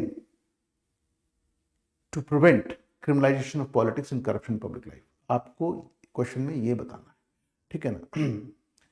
इस प्रोसेस में आप ये देखेंगे कि focus should be on, you are trying to understand the question, on the loopholes or ineffectiveness of various provisions of the act that allows, क्या कमियां हैं, क्या loopholes हैं इस कानून के अंदर जो हेल्प करते हैं किसकी, क्रिमिनल एलिमेंट्स की, to take advantage of the electoral process and enter politics, right? They get elected in legislatures, they become ministers, right?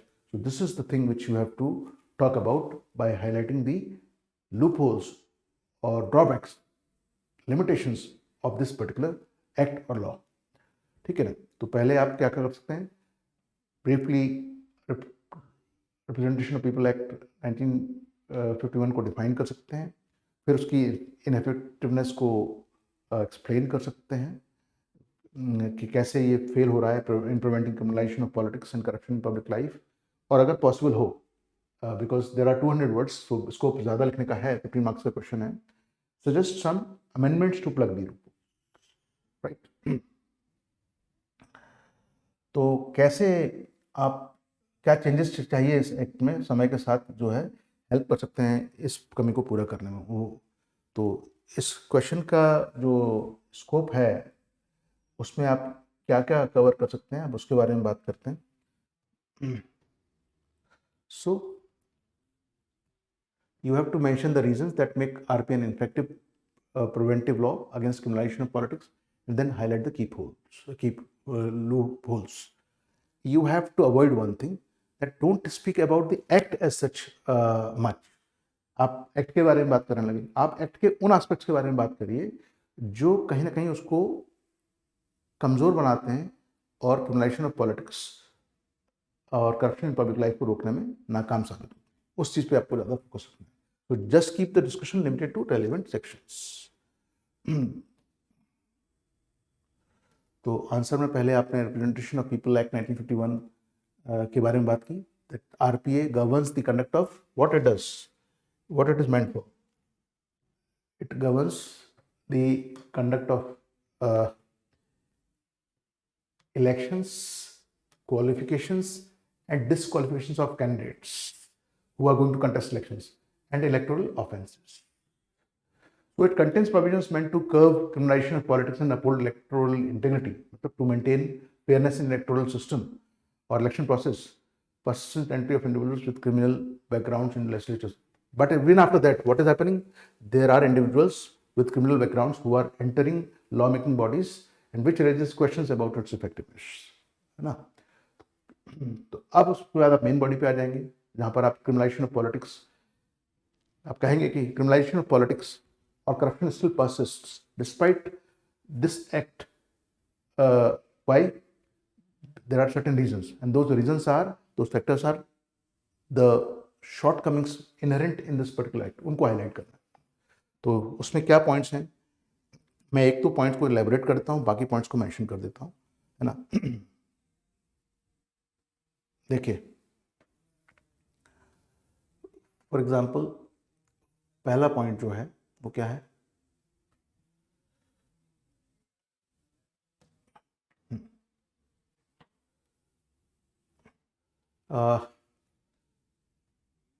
if you look at the grounds of disqualification, that says that a person will be disqualified only if he is convicted for certain offenses, not all kind of offenses. If the charges are framed, he can still contest election, है ना. And in India, you know, it takes many years for a trial to complete. Forget about conviction, right? So what will happen? Many candidates with serious charges, including murder, kidnapping, and extortion, will keep on contesting elections and even get elected. And this is how you see today more than 1/3 of our elected legislators, both in parliament as well as in state legislatures, are having many cases running against them. Some of them might be even convicted, but their conviction is less than 2 years, so they can still contest elections and become ministers or otherwise, right? And one more problem is there. Convicted legislators often escape disqualification. Why? Because there is a provision of appeal. So till appeal is completed, next round of trial is not completed, you still can continue to be a legislator or a minister. More so because there are delays in appeals and stays that effectively dilute the impact. So powerful politicians would often secure quick stays on their conviction, right? Then there are electoral offenses. They are weakly enforced, like bribery or undue influence. They are difficult to sometimes prove. And the investigation process is also weak. There is also political interference, low conviction rates. All this limit deterrence. Moreover, even if a person has been sent to jail, he is under trial, there is no bar on contesting elections. So there is no fear of law as such, right? So this has created a space for mafia politician networks to thrive. Moreover, the disclosure of criminal records has limited impact. Why? because voters often lack awareness or they don't have much alternative choices. Political parties are still giving tickets to winnable candidates, even if they have criminal cases against them, and there are no statutory penalties for parties who field such candidates. So these are the loopholes in the law which allows criminalization of politics, along with money power is not also properly regulated, and asset disclosure, for example, has no effective verification mechanism. There is a lack of independent regulatory machinery also, and the limit powers of election commissions are quite limited in various domains where it can check corruption or election of criminal elements. So these are the things which makes RPA, Representation of People Act 1951, quite ineffective. And then we can move forward.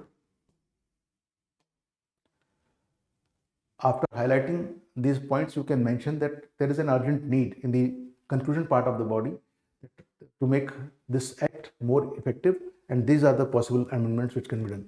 For example, disqualification upon framing of charges should be there.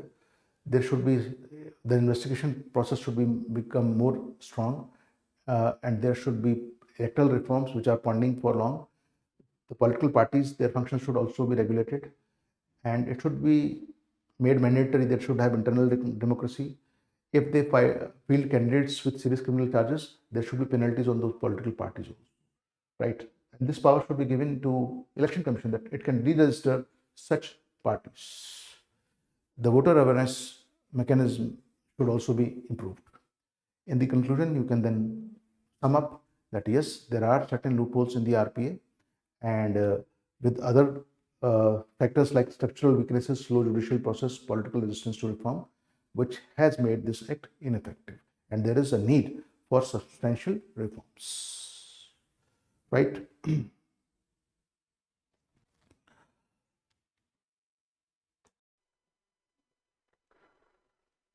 Hello, dear students. Now we will discuss the second part of Punjab PCS Mains previous question paper for what you can say the ethics section. So we have discussed questions in the previous part from 2020-21 question paper, and those topics were covered from GS paper 2. Another question which was there asked in GS paper 2, I'm going to discuss that first, and later 3 questions were there in GS paper 4 which I will cover. Again, this is a reminder that when we are handling questions which are related to the topic of ethics and integrity, the dimension should be ethical conduct. That if there is a problem, how we will conduct it in a manner which is most possible ethical way, where we exercise our discretion in a very, what we can say, thoughtful manner. And once we have taken a decision or action, we have enough arguments to justify them. And if you can justify a particular action, we will consider it ethically correct, especially under those circumstances where you have to choose a bad choice, or you have to make a choice out of 2 choices, both of which are negative. So you will choose the less negative one. These are the points which you have to keep in mind. So now let us discuss another question here. Now, as I said earlier, if you understand the question well, you have won half the battle in main examination. So this question, and if you look at the UPSC syllabus, corporate social responsibility has been mentioned as a topic in ethics, integrity and aptitude paper. That is GS paper 4 for mains. In Punjab PCS, there is no separate paper for ethics, but similar topics are covered in GS paper 1, 2 and 4. So here the question is, it was question number 3 in GS paper 2. I will side by side when I am reading the question, I will underline the key words. The Companies Act 2013 has made corporate social responsibility mandatory for business corporates in India. However, the impact of CSR, corporate social responsibility, contributions towards social welfare and environmental protection still remains inadequate. Now, what you have to do? You have to comment. Means you have to give your own perspective, your own opinion. And this answer is to be written in 200 words, and it carries 15 marks. So let us understand the question first. What is the demand of the question? The question is giving us a statement of 2 sentences and then asking us to give our opinion or perspective on the same. So we have to see, because now we have to relate it with ethics. So we have to see whether the Companies Act, which carries this concept of CSR, which is mandatory now for business corporates, that what is the mandatory part? That average profit of 3 years of that total profit, 2% a corporation, a business organization has compulsorily in organized sector has to spend on what we can say CSR. CSR means in such areas which directly benefits the society, like education, like helping the poor people, needy people through nutritious food, or providing housing or clothing facilities. Such kind of things could be there, or just planting trees, right? It means the idea is that business organizations work in a particular setup, and it is their responsibility that as a part of the society they make so much profit, they have to give back something to the society, right? The society as a whole in general should be a beneficiary out of those profits which are made by the organization in a particular setting. So the question is demanding from a PCS candidate what? To comment or provide his or her opinion or perspective about what? About the inadequacy of the CSR contributions. Means whatever contributions in the name of corporate social responsibility has been made under the Companies Act, because it is compulsory by the companies, it is somehow inadequate. Means they are doing it simply because it is a compulsion under this act. Had it not been there, there would not have been such kind of willingness. Even if companies are spending certain amount on CSR, they are finding ways out to market their own brands more than doing real social service or bringing benefit to the society. So there are inadequacies. Do you agree with this or not? So if we look at the Indian scenario, we find this is true, that most of the organizations which are spending a part of their profits in the name of corporate social responsibility in the domains of social welfare or environmental protection, their efforts are half-hearted. A majority of them, some of them might be doing a commendable job. Overall, we are looking at the scenario, and they are somehow, their efforts are falling short of the expectation, looking at their size of these corporate organizations and their revenues, especially their profits. Big companies are there like Reliance, like companies in healthcare or pharmaceuticals. So we should see how they are doing. So we will try to evaluate and then form an opinion. And in that opinion, we would definitely, if we are well informed, we would say that yes, the efforts of the corporate organizations are made out of compulsion. In that also, they try to sometimes use that money in the name of CSR in such a way where their efforts are not directly benefiting social welfare initiatives or environmental protection. Rather, they are more used in branding of the same organizations. So there are loopholes, there are problems. They should show more sincerity.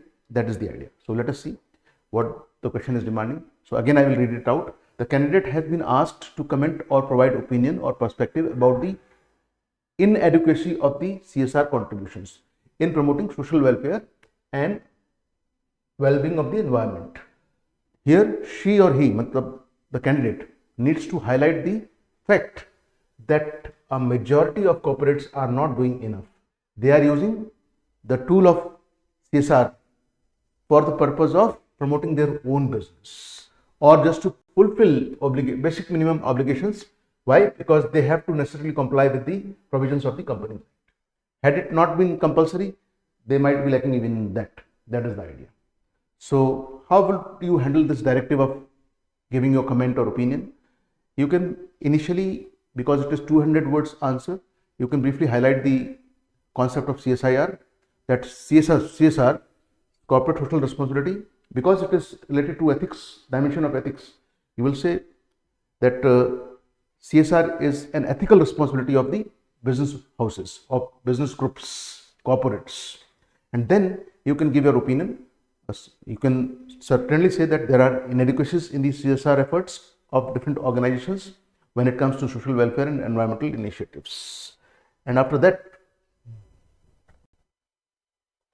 what you can do?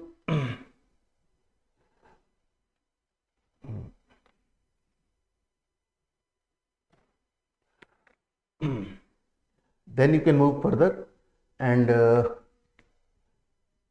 let us see one more thing. After this, how we will write an answer, right? What is the scope of this, of writing an answer in this particular, what you can say, question. So let us see. See, if you look at the possibility of what you can include in this, you have to first discuss the mandatory nature of CSR. From the statement also you will pick up this idea that yes, CSR is mandatory, compulsory under the Companies Act for every organization which has been labeled as corporate house or which is an organization in the organized sector. Then you have to explain with examples the key points, what those examples or key points should be related with the inadequacies of these CSIR initiatives, especially in the areas of social welfare and environmental protection. And if possible, you can mention some ways in the end that how one can overcome these inadequacies, means what more needs to be done. First, there should be things coming from heart. There should be sincerity of effort that we are not doing something for the society, giving back to the society just because it is compulsory as CSR under the Companies Act, but because we feel so. We are integral part of the society and it is our duty to give back to the society, right? And what you should avoid, you should not unnecessarily talk about the Companies Act in detail. You have 200 words, so the focus should be on the main demand of the question, right? Now, how you can write answer? As I promised earlier, here I have given you more material, but I will give you compact within the word limit, say 200, 220 words answers also for these questions. So, how can you write answer? The opening sentence should be related with the statement given over there. So, you can write down the Companies Act 2013 marked a paradigm shift, which there was a complete shift the way corporate world works by making corporate social responsibility mandatory for eligible Indian companies. This legislative intervention, or means you can say this law, what it intends to do, now we will relate it with ethics. This legislative intervention or this law sought to, or you can say intends to integrate ethical, so it intends to integrate ethical responsibility. Corporate social responsibility is nothing but ethical responsibility of the corporates or business organizations towards the society to do something for its welfare or well-being, and to integrate ethical responsibility into the corporate DNA. While the reform has institutionalized, CSR has become a compulsory part of the business activity in the organized sector. So we are saying while the reform has institutionalized CSR spending, the money spent, that is 2% of the profit earned over an average profit earned over 3 financial years, right?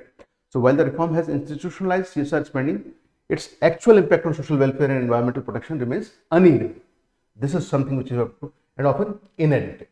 This is how you should be writing. So you say that yes, efforts are made, but somehow they fall short of the goals which can be achieved through CSR if more sincerity is shown by the companies, if they are willing to do more, right?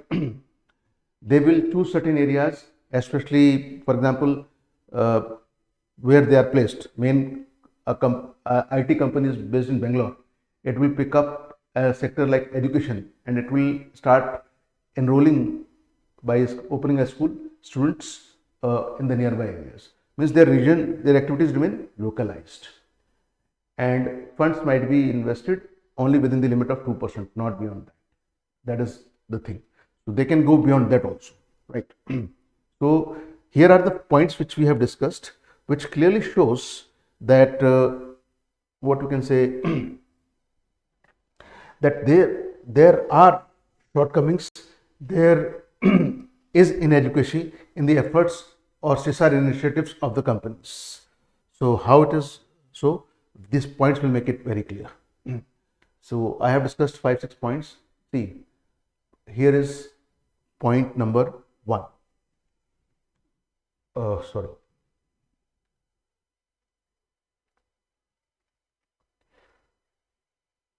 So point number 1, what it is saying, that for many corporate houses, so corporate social responsibility is compliance driven rather than value driven. What does that mean? Because it is compulsory, that's why they are doing it. They are not doing it because they consider it as a core value of their organizational system, or they feel highly that it is their responsibility to do more for the society. So that is one thing. So CSR is just a statutory obligation, legal obligation, rather than an ethical commitment for them. So this encourages a tick box attitude. What is that? That most of the companies will focus on meeting the 2% expenditure clause. Because they have to spend, they will spend this much and they will not go beyond that, right? That is there. This is the limitation. Rather than assessing the real social impact, they don't see that what they are spending will have real social change. It will really benefit the society, right?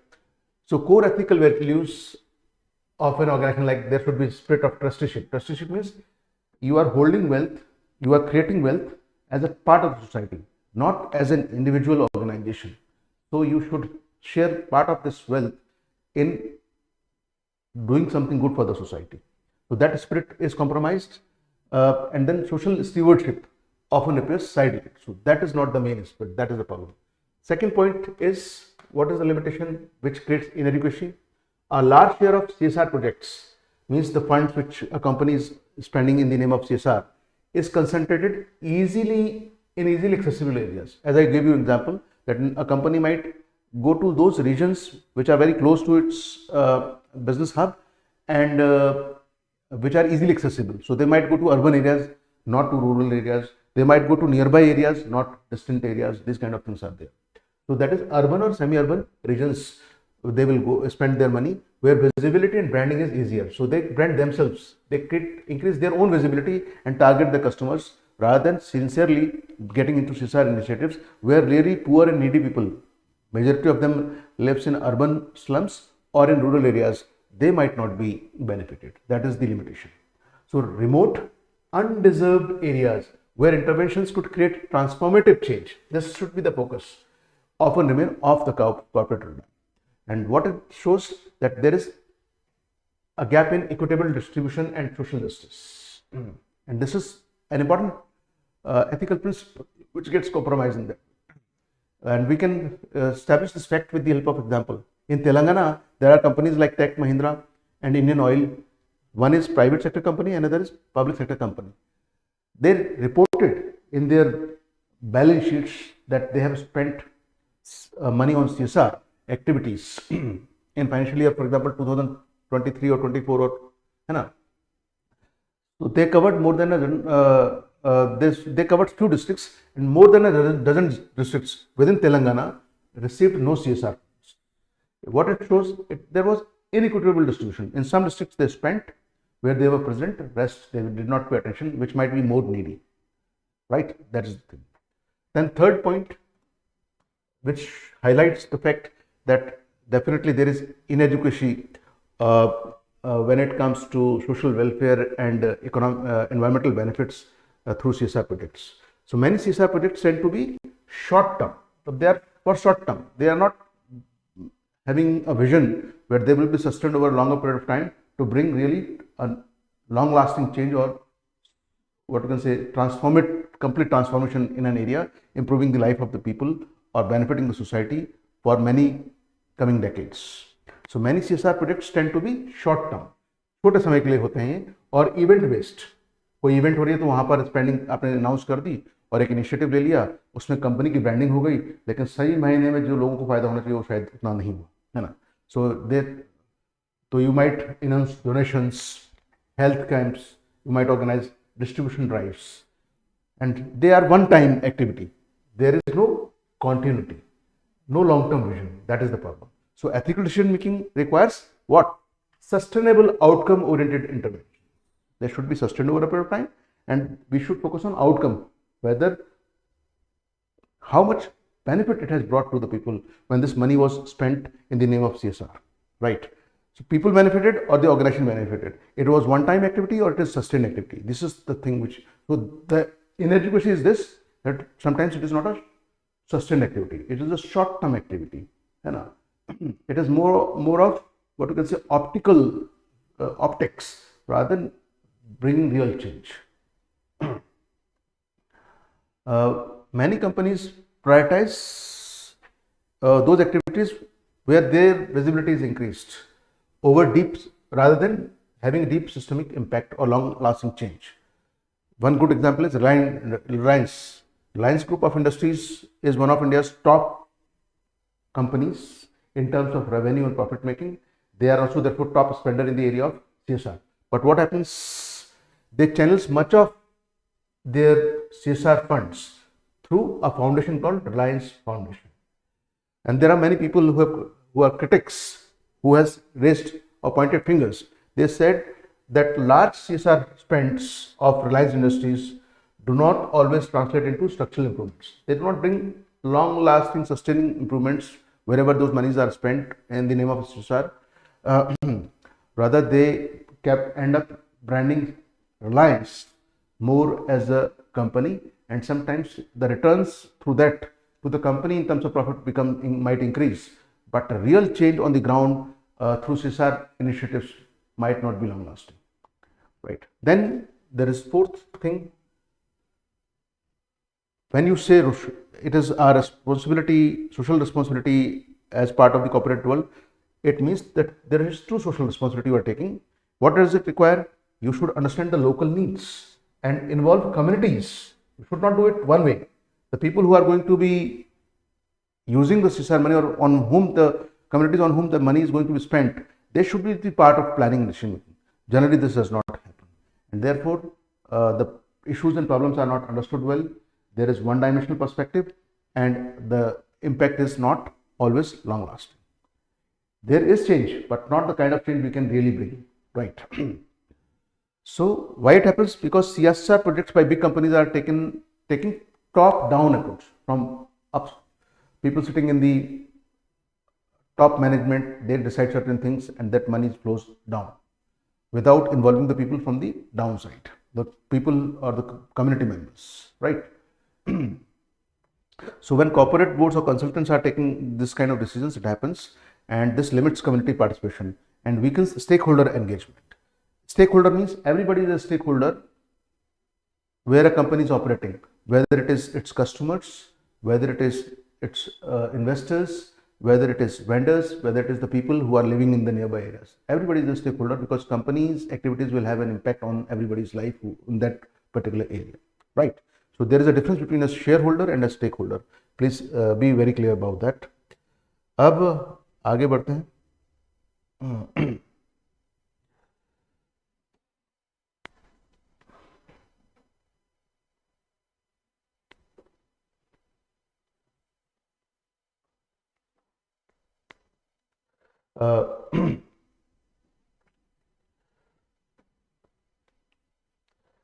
What is the next point? Please let us see that next point. Uh, Before I go to the next point, let me move the slide.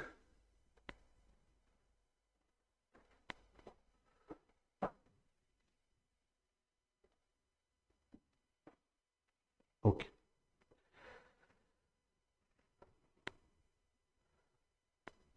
So some more points could be like this one. There is inadequacy. Why?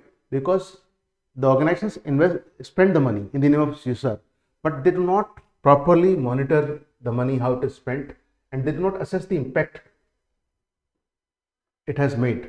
So this weakness leaves inadequacy, and many companies publish the data which is just giving us what numbers but not exact impact, and they report it.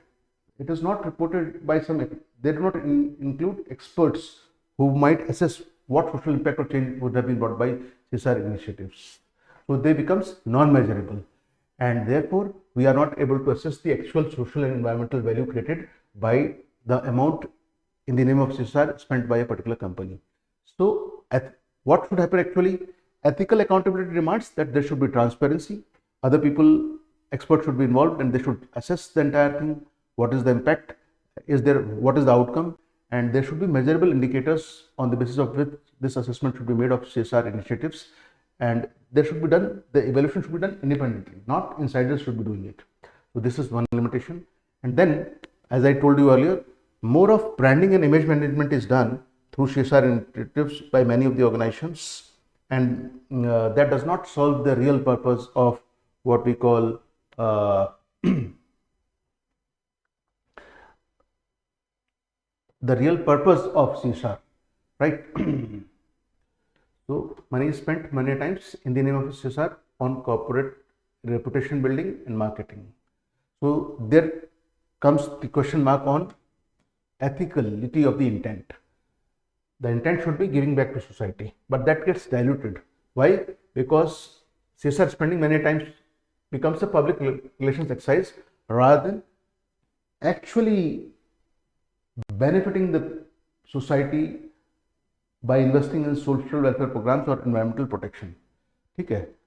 So if really CSR is to be taken out in a fruitful manner, the focus should be, there should be realization among the organizations, business organizations, that it is their moral responsibility to, and they should be intrinsically motivated to do so. And so what happens, therefore, many companies like Reliance Industries, Tech Mahindra, Indian Oil Corporation, ITC, they are spending a lot of money on CSR, but their contributions have often fallen short of generating deep, equitable, and sustainable impact. And that's why we see debates about those achievements in the media are missing, right? So what we can conclude in the end?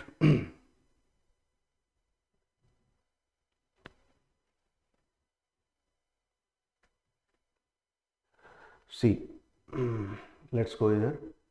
So what could be the conclusion?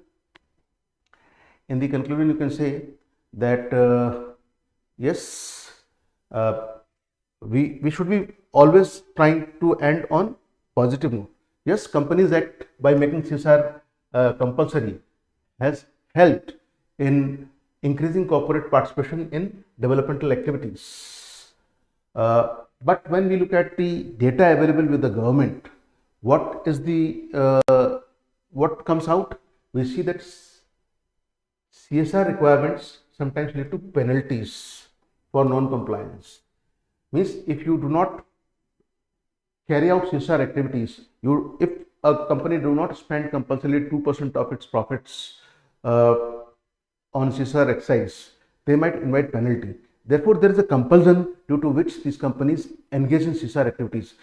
Many of them might not do so because there is intrinsic motivation that it is our moral responsibility as a corporate organization to give back to the society and make real change in the lives of the people. So that kind of impact assessment and contribution many times is missing. That is the point, right? So to make CSR truly meaningful, corporates must move towards value-based, community-driven and sustainability-focused interventions.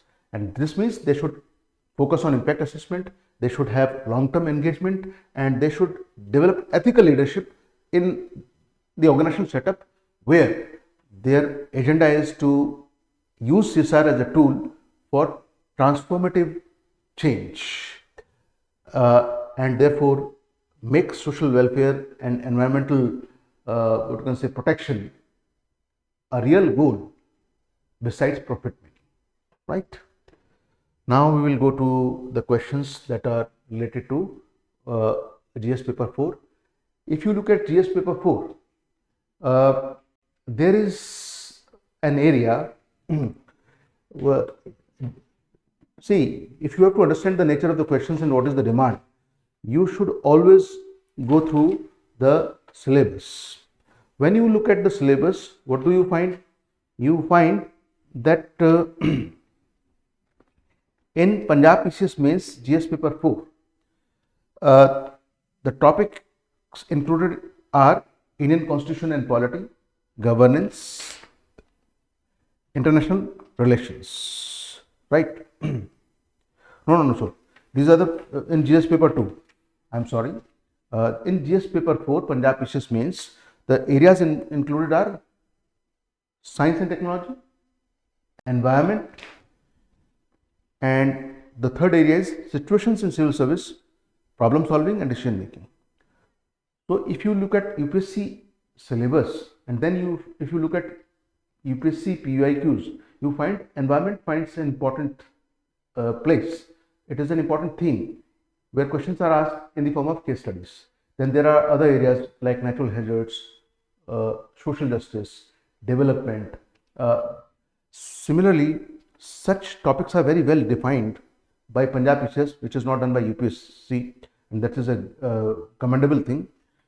They have mentioned the kind of areas in which the civil servants have to work and the problems society faces, and they have to make a huge contribution. So they face different kind of situations where they have to make decisions and they have to solve the problems. So there is a topic, situations in civil service, problem solving and decision making. Here, natural disasters, law and order, riots, public protests, service delivery, gender sensitization, then education, skill development, problems related to slum and housing, such themes are covered. Now questions are asked over here where you are presented a situation and you are supposed to find solutions to that problem or situation as an officer. Somewhere you might be assigned a position. You are a director, you are a collector, you are a SDM, right? And then in that capacity, what remedies you will find, and when you have to give remedies or solutions to the problem, always remember that you must always remember that you have to keep ethics in mind. You have to keep the constitution, the law, supreme law of the land in mind. You have to keep public interest in the mind. You have to keep in mind that whatever decision you will take, your family and friends will be proud of that. You will exercise your discretion in that manner. What it means, your decisions will be most appropriate and ethical. This is exactly what I am trying to make you learn through this exercise of discussing PYQs. तो देखते हैं अभी GS paper 4 में ये 3 questions मुझे ऐसे लगे जो कि एथिक्स से रिलेटेड है, जहाँ पर केस स्टडी मेथड जैसे यूपीएससी में होता है वैसे यहाँ पर आपको सिचुएशन मेथड दिया गया, सिचुएशन दी गई हैं। केस स्टडीज में भी सिचुएशन दी जाती हैं, वो ज़्यादा एलेबोरेट होती हैं और आपको क्या करना होता है, उसको समझ के असेस करके सिचुएशन को सजेशंस देने होते हैं, सॉल्यूशंस देने होते हैं प्रॉब्लम के, है ना। So let us see what are these questions and what could be the possible answers. तो अगर आप इधर देखें जीएस पेपर 4 में पहला क्वेश्चन ही पूछा गया, क्या था question? Here I have not tried to give you that what is the understanding. I will directly make you understand and how you can introduce. So basically when you are writing an answer, the good structure includes generally an introduction. Where word limit is higher, you can have this structure, and where word limit is very small, say 90 words, 100 words, you can't have a big introduction or conclusion. You can have a good what you can say answer, where you just write an introductory line, then wherever possible write answer in points form, and then a concluding line. In 200 words, you can write an introduction in 2 to 3 lines and a conclusion in 2 to 3 lines, and then the main body with certain small paragraphs or points. Right. So let us see. Critically evaluate. Evaluate means look at the pros and cons. Different sides. Critically evaluate the difficulties that come in the process of land acquisition. So you should be knowing about the Land Acquisition Act 2013, right? For your convenience, what we are doing, we are giving additional material with these discussions. So when we were discussing a question related to Representation of Peoples Act 1951, we have given a short note on that also. Here we have additionally given or we will upload on our website the Land Acquisition Act 2013. So read that act and then come to the understanding of the answer. You will have a wonderful experience. One more thing, such questions are testing your understanding of various laws or rules and regulations.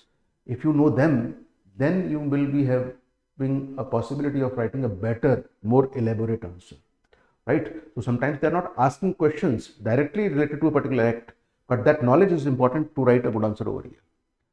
That's how what you can say, civil services broaden your horizon of knowledge and compel you to study a lot to write a good answer and showcase yourself as a fit candidate to become a civil servant, right? So critically evaluate the difficulties that come in the process of land acquisition. What would be your approach? Now they are asking you as a candidate, what would be your approach as land acquisition collector? So you are the officer in charge. Where?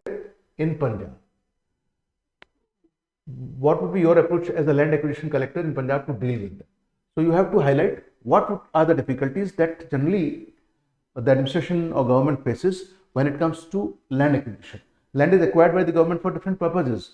It could be for the setting up of a public sector organization. It could be for the purpose of a defense venture. It could be for the purpose of making roads or railways, infrastructure development. So there could be different reasons for which government want to acquire the what you can say land. But there are certain rules mentioned in the Land Acquisition Act 2013. According to those rules only, the government can acquire land. Now everything is very well specified. So to go through that document, and then now you have to tell us what would be your approach as a land acquisition collector in Punjab to deal with them. So your approach should be what? Approach based on ethics. Your approach should be ethically correct. It should display high level of integrity. What does that mean?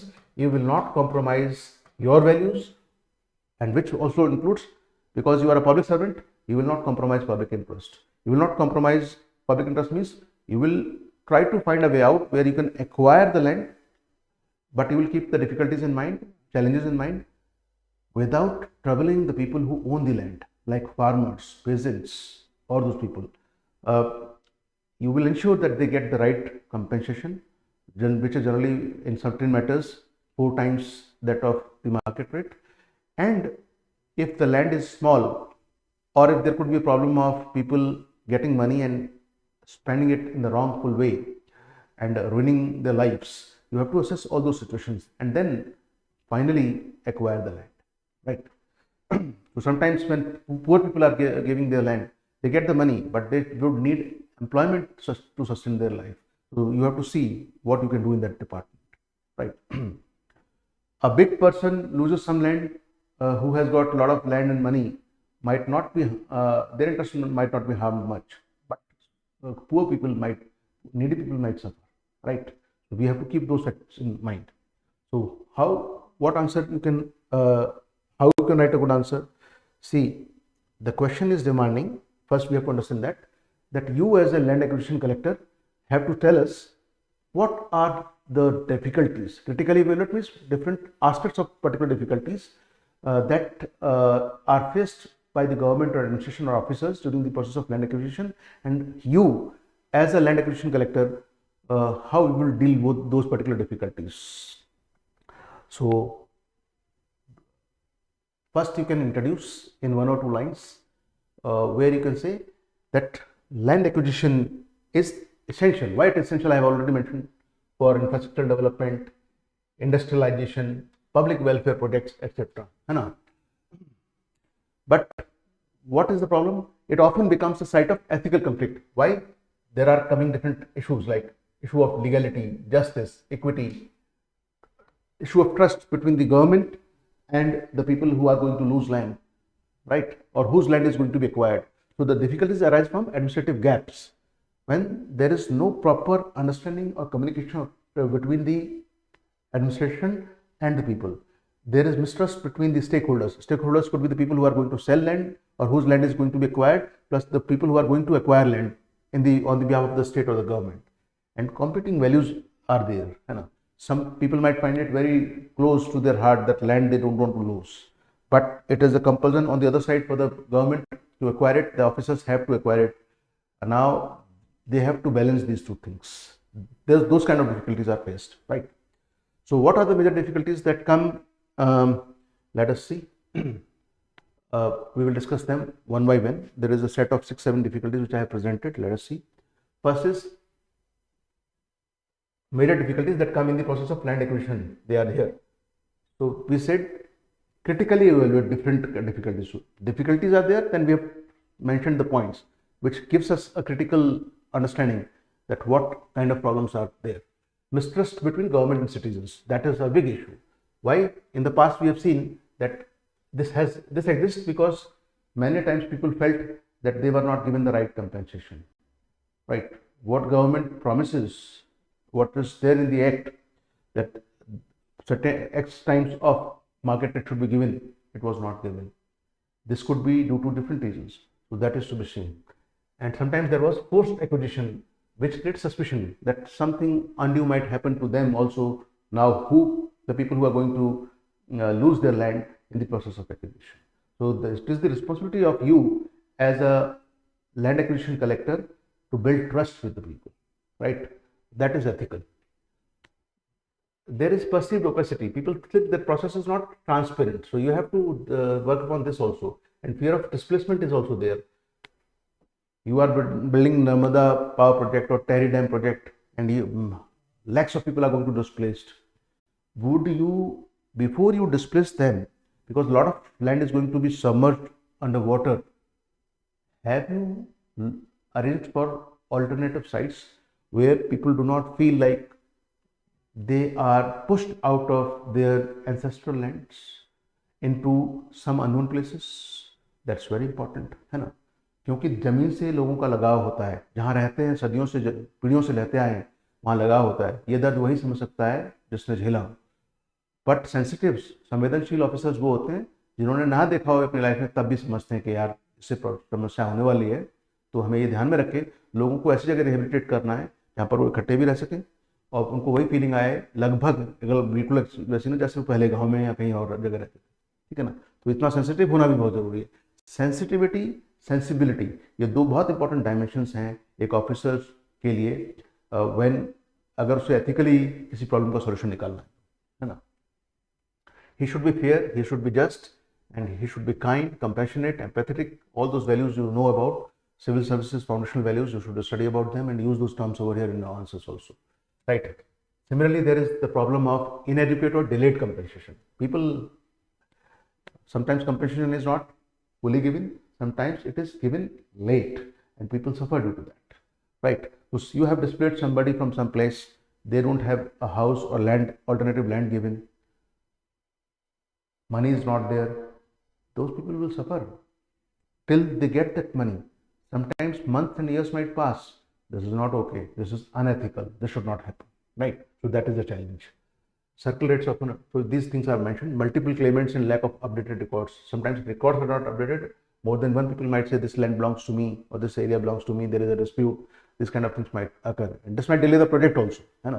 Compensation may not be adequately reflect livelihood loss, especially in Punjab's agrarian economy. Why in Punjab this matters? Because the question is about Punjab, land acquisition in Punjab. large number of people are dependent on agriculture. So agricultural land is very dear to them. And if a public project is coming, they will lose that precious land. There is emotional dimension, there is material economic dimension. We have to take a look at both of them, and then when we are displacing people, after convincing them, we should be very just and fair and sensitive towards them. That is the idea, right? Then livelihood destruction is another problem, especially in the case of farmers, landless laborers or tenants, sharecroppers, right? So they might suffer from economic insecurity. Then similarly, there is social and emotional attachment to land. Why? Because when you are living there for ancestors and cultivating that land, it is related to a family identity, honor, izzat. It is a generational heritage in a way, right? So it creates conflict between the two aspects, economic development and cultural values. You have to find a way out. These are the difficulties which you face. When you are critically evaluating, you are highlighting those points with related to particular difficulties, right?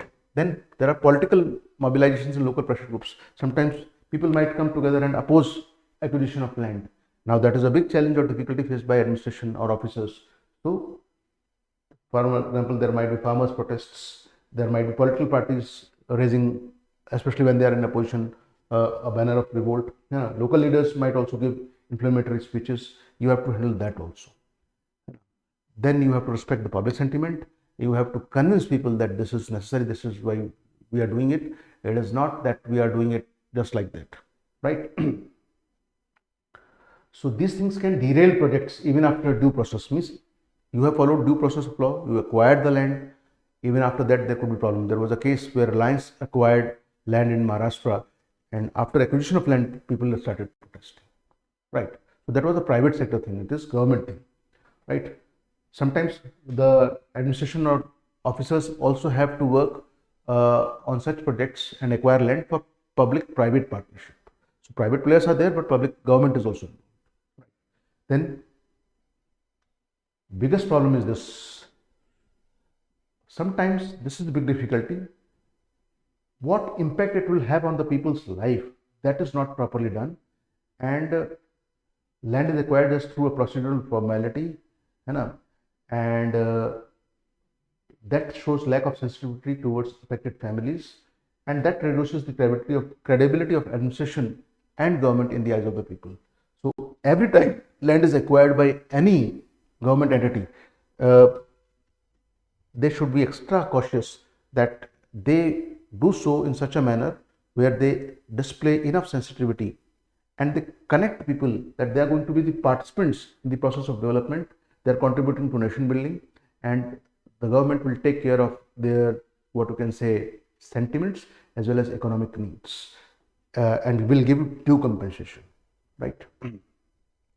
Besides that, there are other difficulties faced in land acquisition, like there is sometimes not coordination between the government departments itself. For example, a land is acquired, revenue department is saying this is part of agriculture, forest department is saying this is part of forest land. Then there are environmental issues, so it also causes frustration. This becomes a challenging issue for the government officials, especially it will become a challenge for you as a land acquisition collector. So you have to highlight this point, and sometimes it leads to many legal cases. Then there are legal challenges and litigations. So these are the difficulties faced. So now, keeping these difficulties in mind, as a land acquisition collector, now you have to propose what will you do? What will be your approach? Your approach has to be ethical. So now let us discuss that. My approach would be guided by what? Now mention these terms which are used in the vocabulary of ethics, like transparency, empathy. Empathy means putting yourself up into other people's shoes and showing that you understand their pain. You will keep the factor of justice in mind, and you will involve people in decision making while dealing with above difficulties.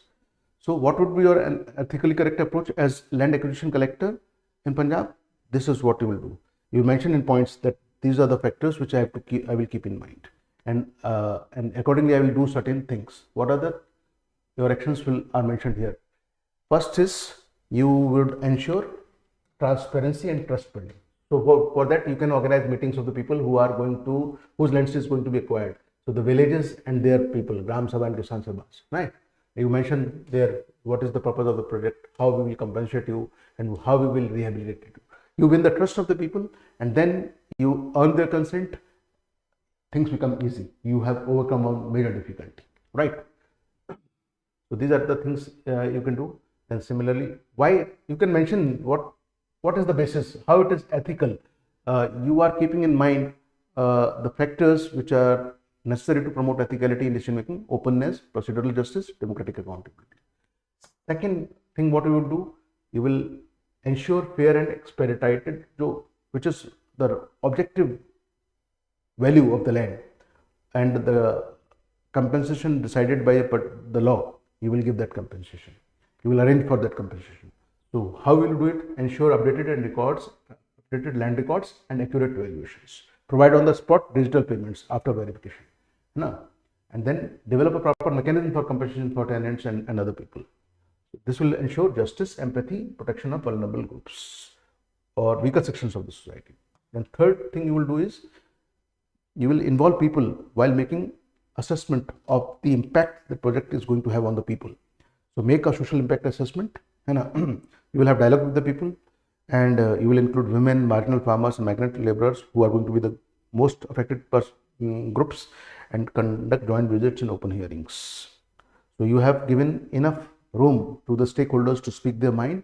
You have followed an approach which is based on inclusiveness, and this gives social legitimacy to the acquisition process. Then you will balance public purpose with ethical sensitivity. In that process, what you will do? You will not directly go and acquire land of the people. If there is no other way, you will try to convince them. Otherwise, you will look for alternatives also, like if there is government land available for the same project. You will try to avoid multi-crop fertile land. Why? Because this will be having a direct impact on the agriculture sector, and therefore the food needs of the society as a whole also. You can provide other options like land for land exchange, job training, etc. such things, right? So you maximize benefits. This is right-based approach you are following, right? Then you will ensure rehabilitation of the displaced people with dignity, and if they need housing, training for livelihood, their kids needs education, you will arrange for scholarships, health insurance, such facilities you will provide so that they feel secure, right? They don't feel left out. So you are ensuring dignity of the people, showing compensation. Your approach is quite humane. This is how good governance, ethical governance should be, right? Then you will also take care of conflict resolution and mediation. You will use your authority in your ethical manner. These are the things which you will do. And finally, in the conclusion, what you can say, land acquisition in our country, so is the case in Punjab, because Punjab is an agrarian state, we have to be more careful, is not merely an administrative task, but a test of ethical leadership. Because if officers in charge are ethically behaving, they will be able to handle the difficulties very smartly, and they will be able to sensitively cater to the needs of the people as well. They have to balance both the government needs and the people's needs. So a humane, transparent, participatory, justice-oriented approach can transform a potentially confrontational process into a collaborative one. And this is how we do development with dignity. Now, the second question. Here the question is asking you, what is ecotourism? Simple question. First part of the question is, so you have to just define ecotourism. So what are the key dimensions that should be kept in mind? Why? Because when you give a multidimensional perspective to your answer, it carries more weight and the examiner understands your range, and therefore you are in a position to impress him or her and get good score, right? Then second part of the question is, what would be your plan as the director tourism to develop? So you are the director of tourism department. So you have to develop ecotourism Punjab as a ecotourism hub. So you have to suggest a plan. Again, Here you have to take care of the ethical part. You have to see that whatever you do is ethical, just, and fair to everybody. So first you will define in the first part of your answer ecotourism. You can introduce by defining ecotourism itself. What it is, eco means ecological or ecosystem, that is the word. So ecological balance you have to take into mind. Means tourism should be sustainable. It should be long lasting and not affecting the environment badly in the long run. So ecotourism is a responsible and sustainable form of tourism where its focus is on conservation of natural ecosystems like wetlands, like forests, all those things. Then community participation is there. Why? Because the community which is going to be benefited or affected by it, it should be party to this, so that it is able to preserve the environment, the ecosystems, and because it is living there, it knows how the entire ecosystem operates and works, how different factors are interacting with each other. And livelihood enhancement. Then you will also you tell that ecotourism is also about education and awareness about biodiversity, because we have to preserve biodiversity. Then minimizing ecological footprint or ecological disturbance through low impact infrastructure and behavior. So if tourists are going to come, they also contribute, or their actions does not lead to any degeneration or negative impact on the environment or ecosystem where they are going to visit. So in a sense, ecotourism promotes people, planet, and prosperity.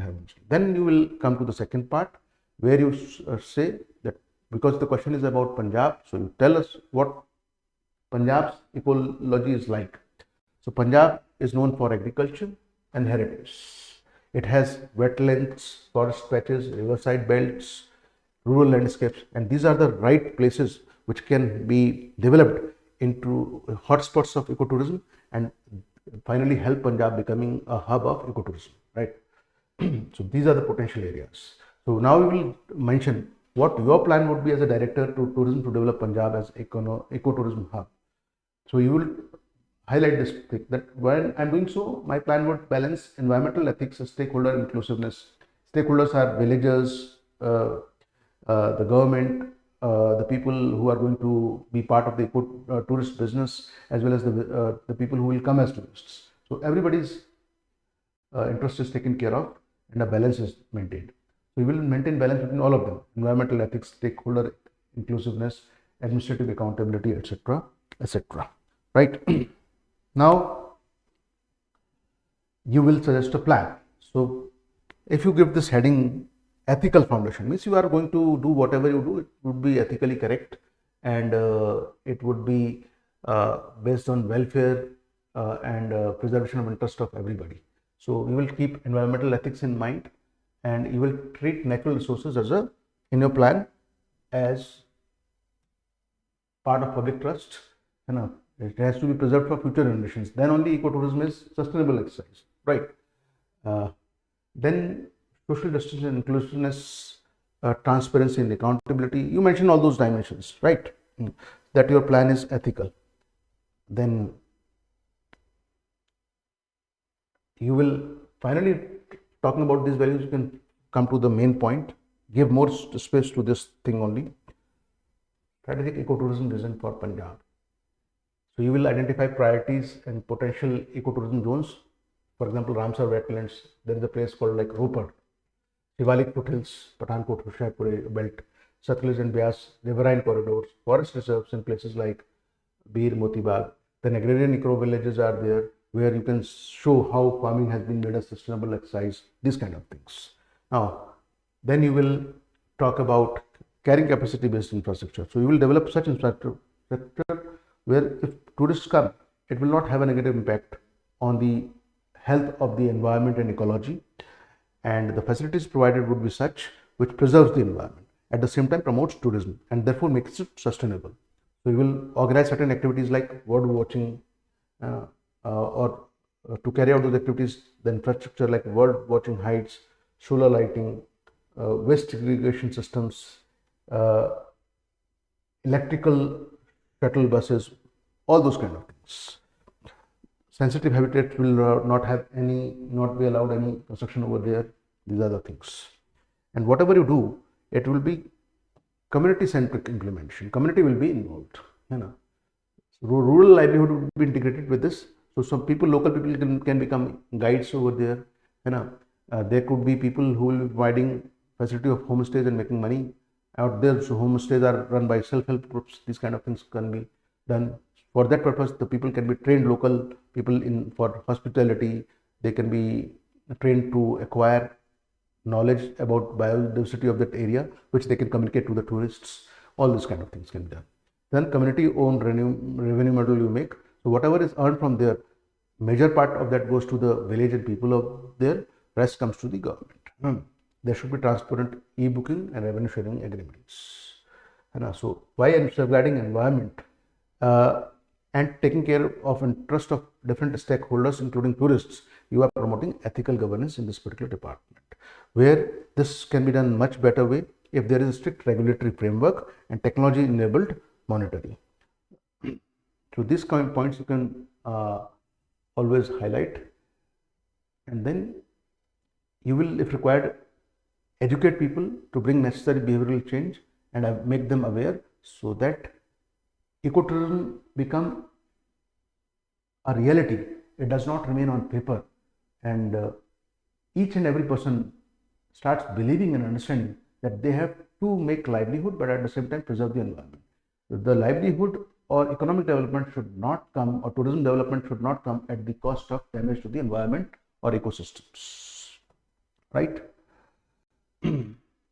For people who visit, there should be code of conduct for them also. There should be guidelines, like you should not be dropping plastics anywhere, plastic bottles anywhere. You have to maintain hygiene and cleanliness.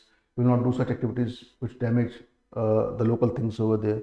These kind of things, right? So you can build partnerships. You can promote building partnerships as the officer in charge, and you can create a collaboration of multiple stakeholders, making this venture a successful exercise. This plan a successful plan. Okay. Different departments should have proper coordination to make it happen, including pollution control board, rural development department, forest department, and we can have also the public-private partnership in this area, right? And branding Punjab finally as the green granary experience, right? And then to promote the whole idea, you can use digital platforms and technologies, right? So there might be different dilemmas while doing this. You can highlight if you have space, just in phrase form, small sentences you can write. There could be pressure from local politicians and businesses. There could be apprehensions among the people, local people's mind. There could be conflict between conservationists and tourism operators. You have to handle all these problems and then reach a conclusion, right? And in the conclusion, you will say, as Director of Tourism Punjab, I would keep the factors like sustainable development, stakeholder empowerment, ethical governance, and scientific planning in mind, and then I will execute the plan. Now the last question for today. Again, this is Punjab specific thing.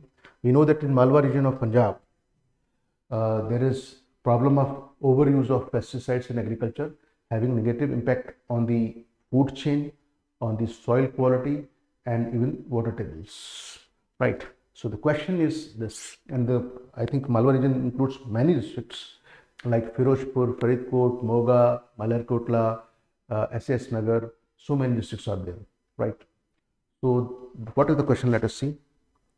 The overuse of pesticides in farming has increased the water, air, and soil pollution, which has affected the human health. Some people call Bhatinda and nearby areas as cancer belt also, right? So the overuse of pesticides in farming has increased the water, air, and soil pollution levels, which has affected the human health by causing some serious ailments. Like what? Like cancer. So this is the statement. Now, what is the question? Suggest remedial steps. You have to suggest steps that act as remedies to help or overcome this problem or minimize this effect. Suggest remedial steps as what? As an SDM, subdivisional magistrate, to tackle this prevailing menace in your area. So 200 words you have to write this answer. So you have to focus on overuse of pesticides, which is causing many health problems, especially cancer. And now you have to suggest remedial steps, how this challenge could be overcome as a sub-divisional district. So you can introduce by saying that yes, there are many cases where there are cancer and environmental degradation issues due to overuse of pesticides. Because I am an SDM, it is my responsibility to ensure in my subdivision what use these terms. Why? You show that yes, you are going to become an officer and you understand you know about the area of authority or work of a particular officer, right? So as the SDM, you are responsible for ensuring public health, law enforcement and welfare governance. Therefore, you must balance farmers' livelihoods, environmental ethics and administrative. So you have to take care of farmers' livelihoods. It should not happen that you try to prevent use of pesticides. In that case, the production of farmers goes down. You have to suggest alternative crops also, right? Alternative methods also. Then environment is to be protected, and then you have to behave in an accountable manner as an officer. So what are the remedial steps possible? You can talk about them. Immediate administrative measures, first you can suggest, then long-term one. So there could be strict enforcement of what? This is the first problem. Strict enforcement of pesticide regulations. If people are violating regulations, you have to first enforce them. That will help in as a first measure to reduce or check the problem. Now, so you should be, for example, cracking down the sale on the, or you should be trying to stop sale of banned and unlabeled pesticides. And all the people who deal with pesticides should, or sell pesticides, they should maintain proper registers for the same. This is how you ensure rule of law, integrity and accountability. Then you will focus on protecting farmers through education and behavioral training. You will organize awareness campaigns. You will collaborate with Krishi Vigyan Kendras, universities and NGOs to make farmers aware about the bad effects of overuse of pesticides and how there are other ways, or you can say biopesticides, which they can use and save the environment or contribute to maintaining environmental health. Then you suggest alternatives, integrated pest management, organic biopesticides, pheromone traps, neem-based sprays, all these things. And you can also organize demonstration for the same. This provides ethicality to your action. You displays your empathetic attitude towards the real beneficiaries, that is farmers. And this is in close connection with environmental ethics. Then you will also try to, at the same time, work upon the health department. You will strengthen public health response. Why? People who are already affected or who are potential, candidates who can be affected by the pesticides, you will organize camps for cancer screening, identify vulnerable villages and people, and then ensure ASHAs and ANMs are trained to identify early symptoms. So you will take a multi-pronged approach. The cases which are potential cancer cases, those are also handled, and people get to know this is what is happening and they should avoid overuse of pesticides, right? Then maintain a health registry. So right to health, compassion, these things are also taken care of by you. And then you can talk about economic aspects also, because when people are asked to check the overuse of pesticides, you can compensate for the loss of any kind with some subsidies to promote the right kind of pesticides, alternative mechanisms through government schemes, right? And you can also suggest diversification of crops. Just having water intensive crops like dhan or paddy, you can suggest that they can go for horticulture, pulses, oilseeds, and alternate, and here they can use drip irrigation. These kind of methods could be done. And MSP procurement structures could also be redirected or reformed. And environmental monitoring can be improved through periodic water and social testing. Satellite and drone technology can be used for this purpose. And then community empowerment can be done through what? Establishing village green communities. What does that mean? You will form committees with farmers, teachers, and youth to monitor use of pesticides, report violations, and promote organic methods. Right? There could be some dilemmas. You can mention them if possible. The farmers fear crop loss and reduced income, pressure from local pesticide dealers and political connected people, balancing and you have the problem. You can face the problem of balancing enforcement with empathy for distressed farmers. Right. So you mentioned the approach over there based on whatever we have discussed there, and then in the conclusion you can end on a positive note where you say that as an SDM, my approach should be scientific, ethical, and community based. So my goal is not just to prevent overuse of pesticide, but at the same time to create or promote sustainable agriculture, save the ecosystem, and protect public health, restore natural resources.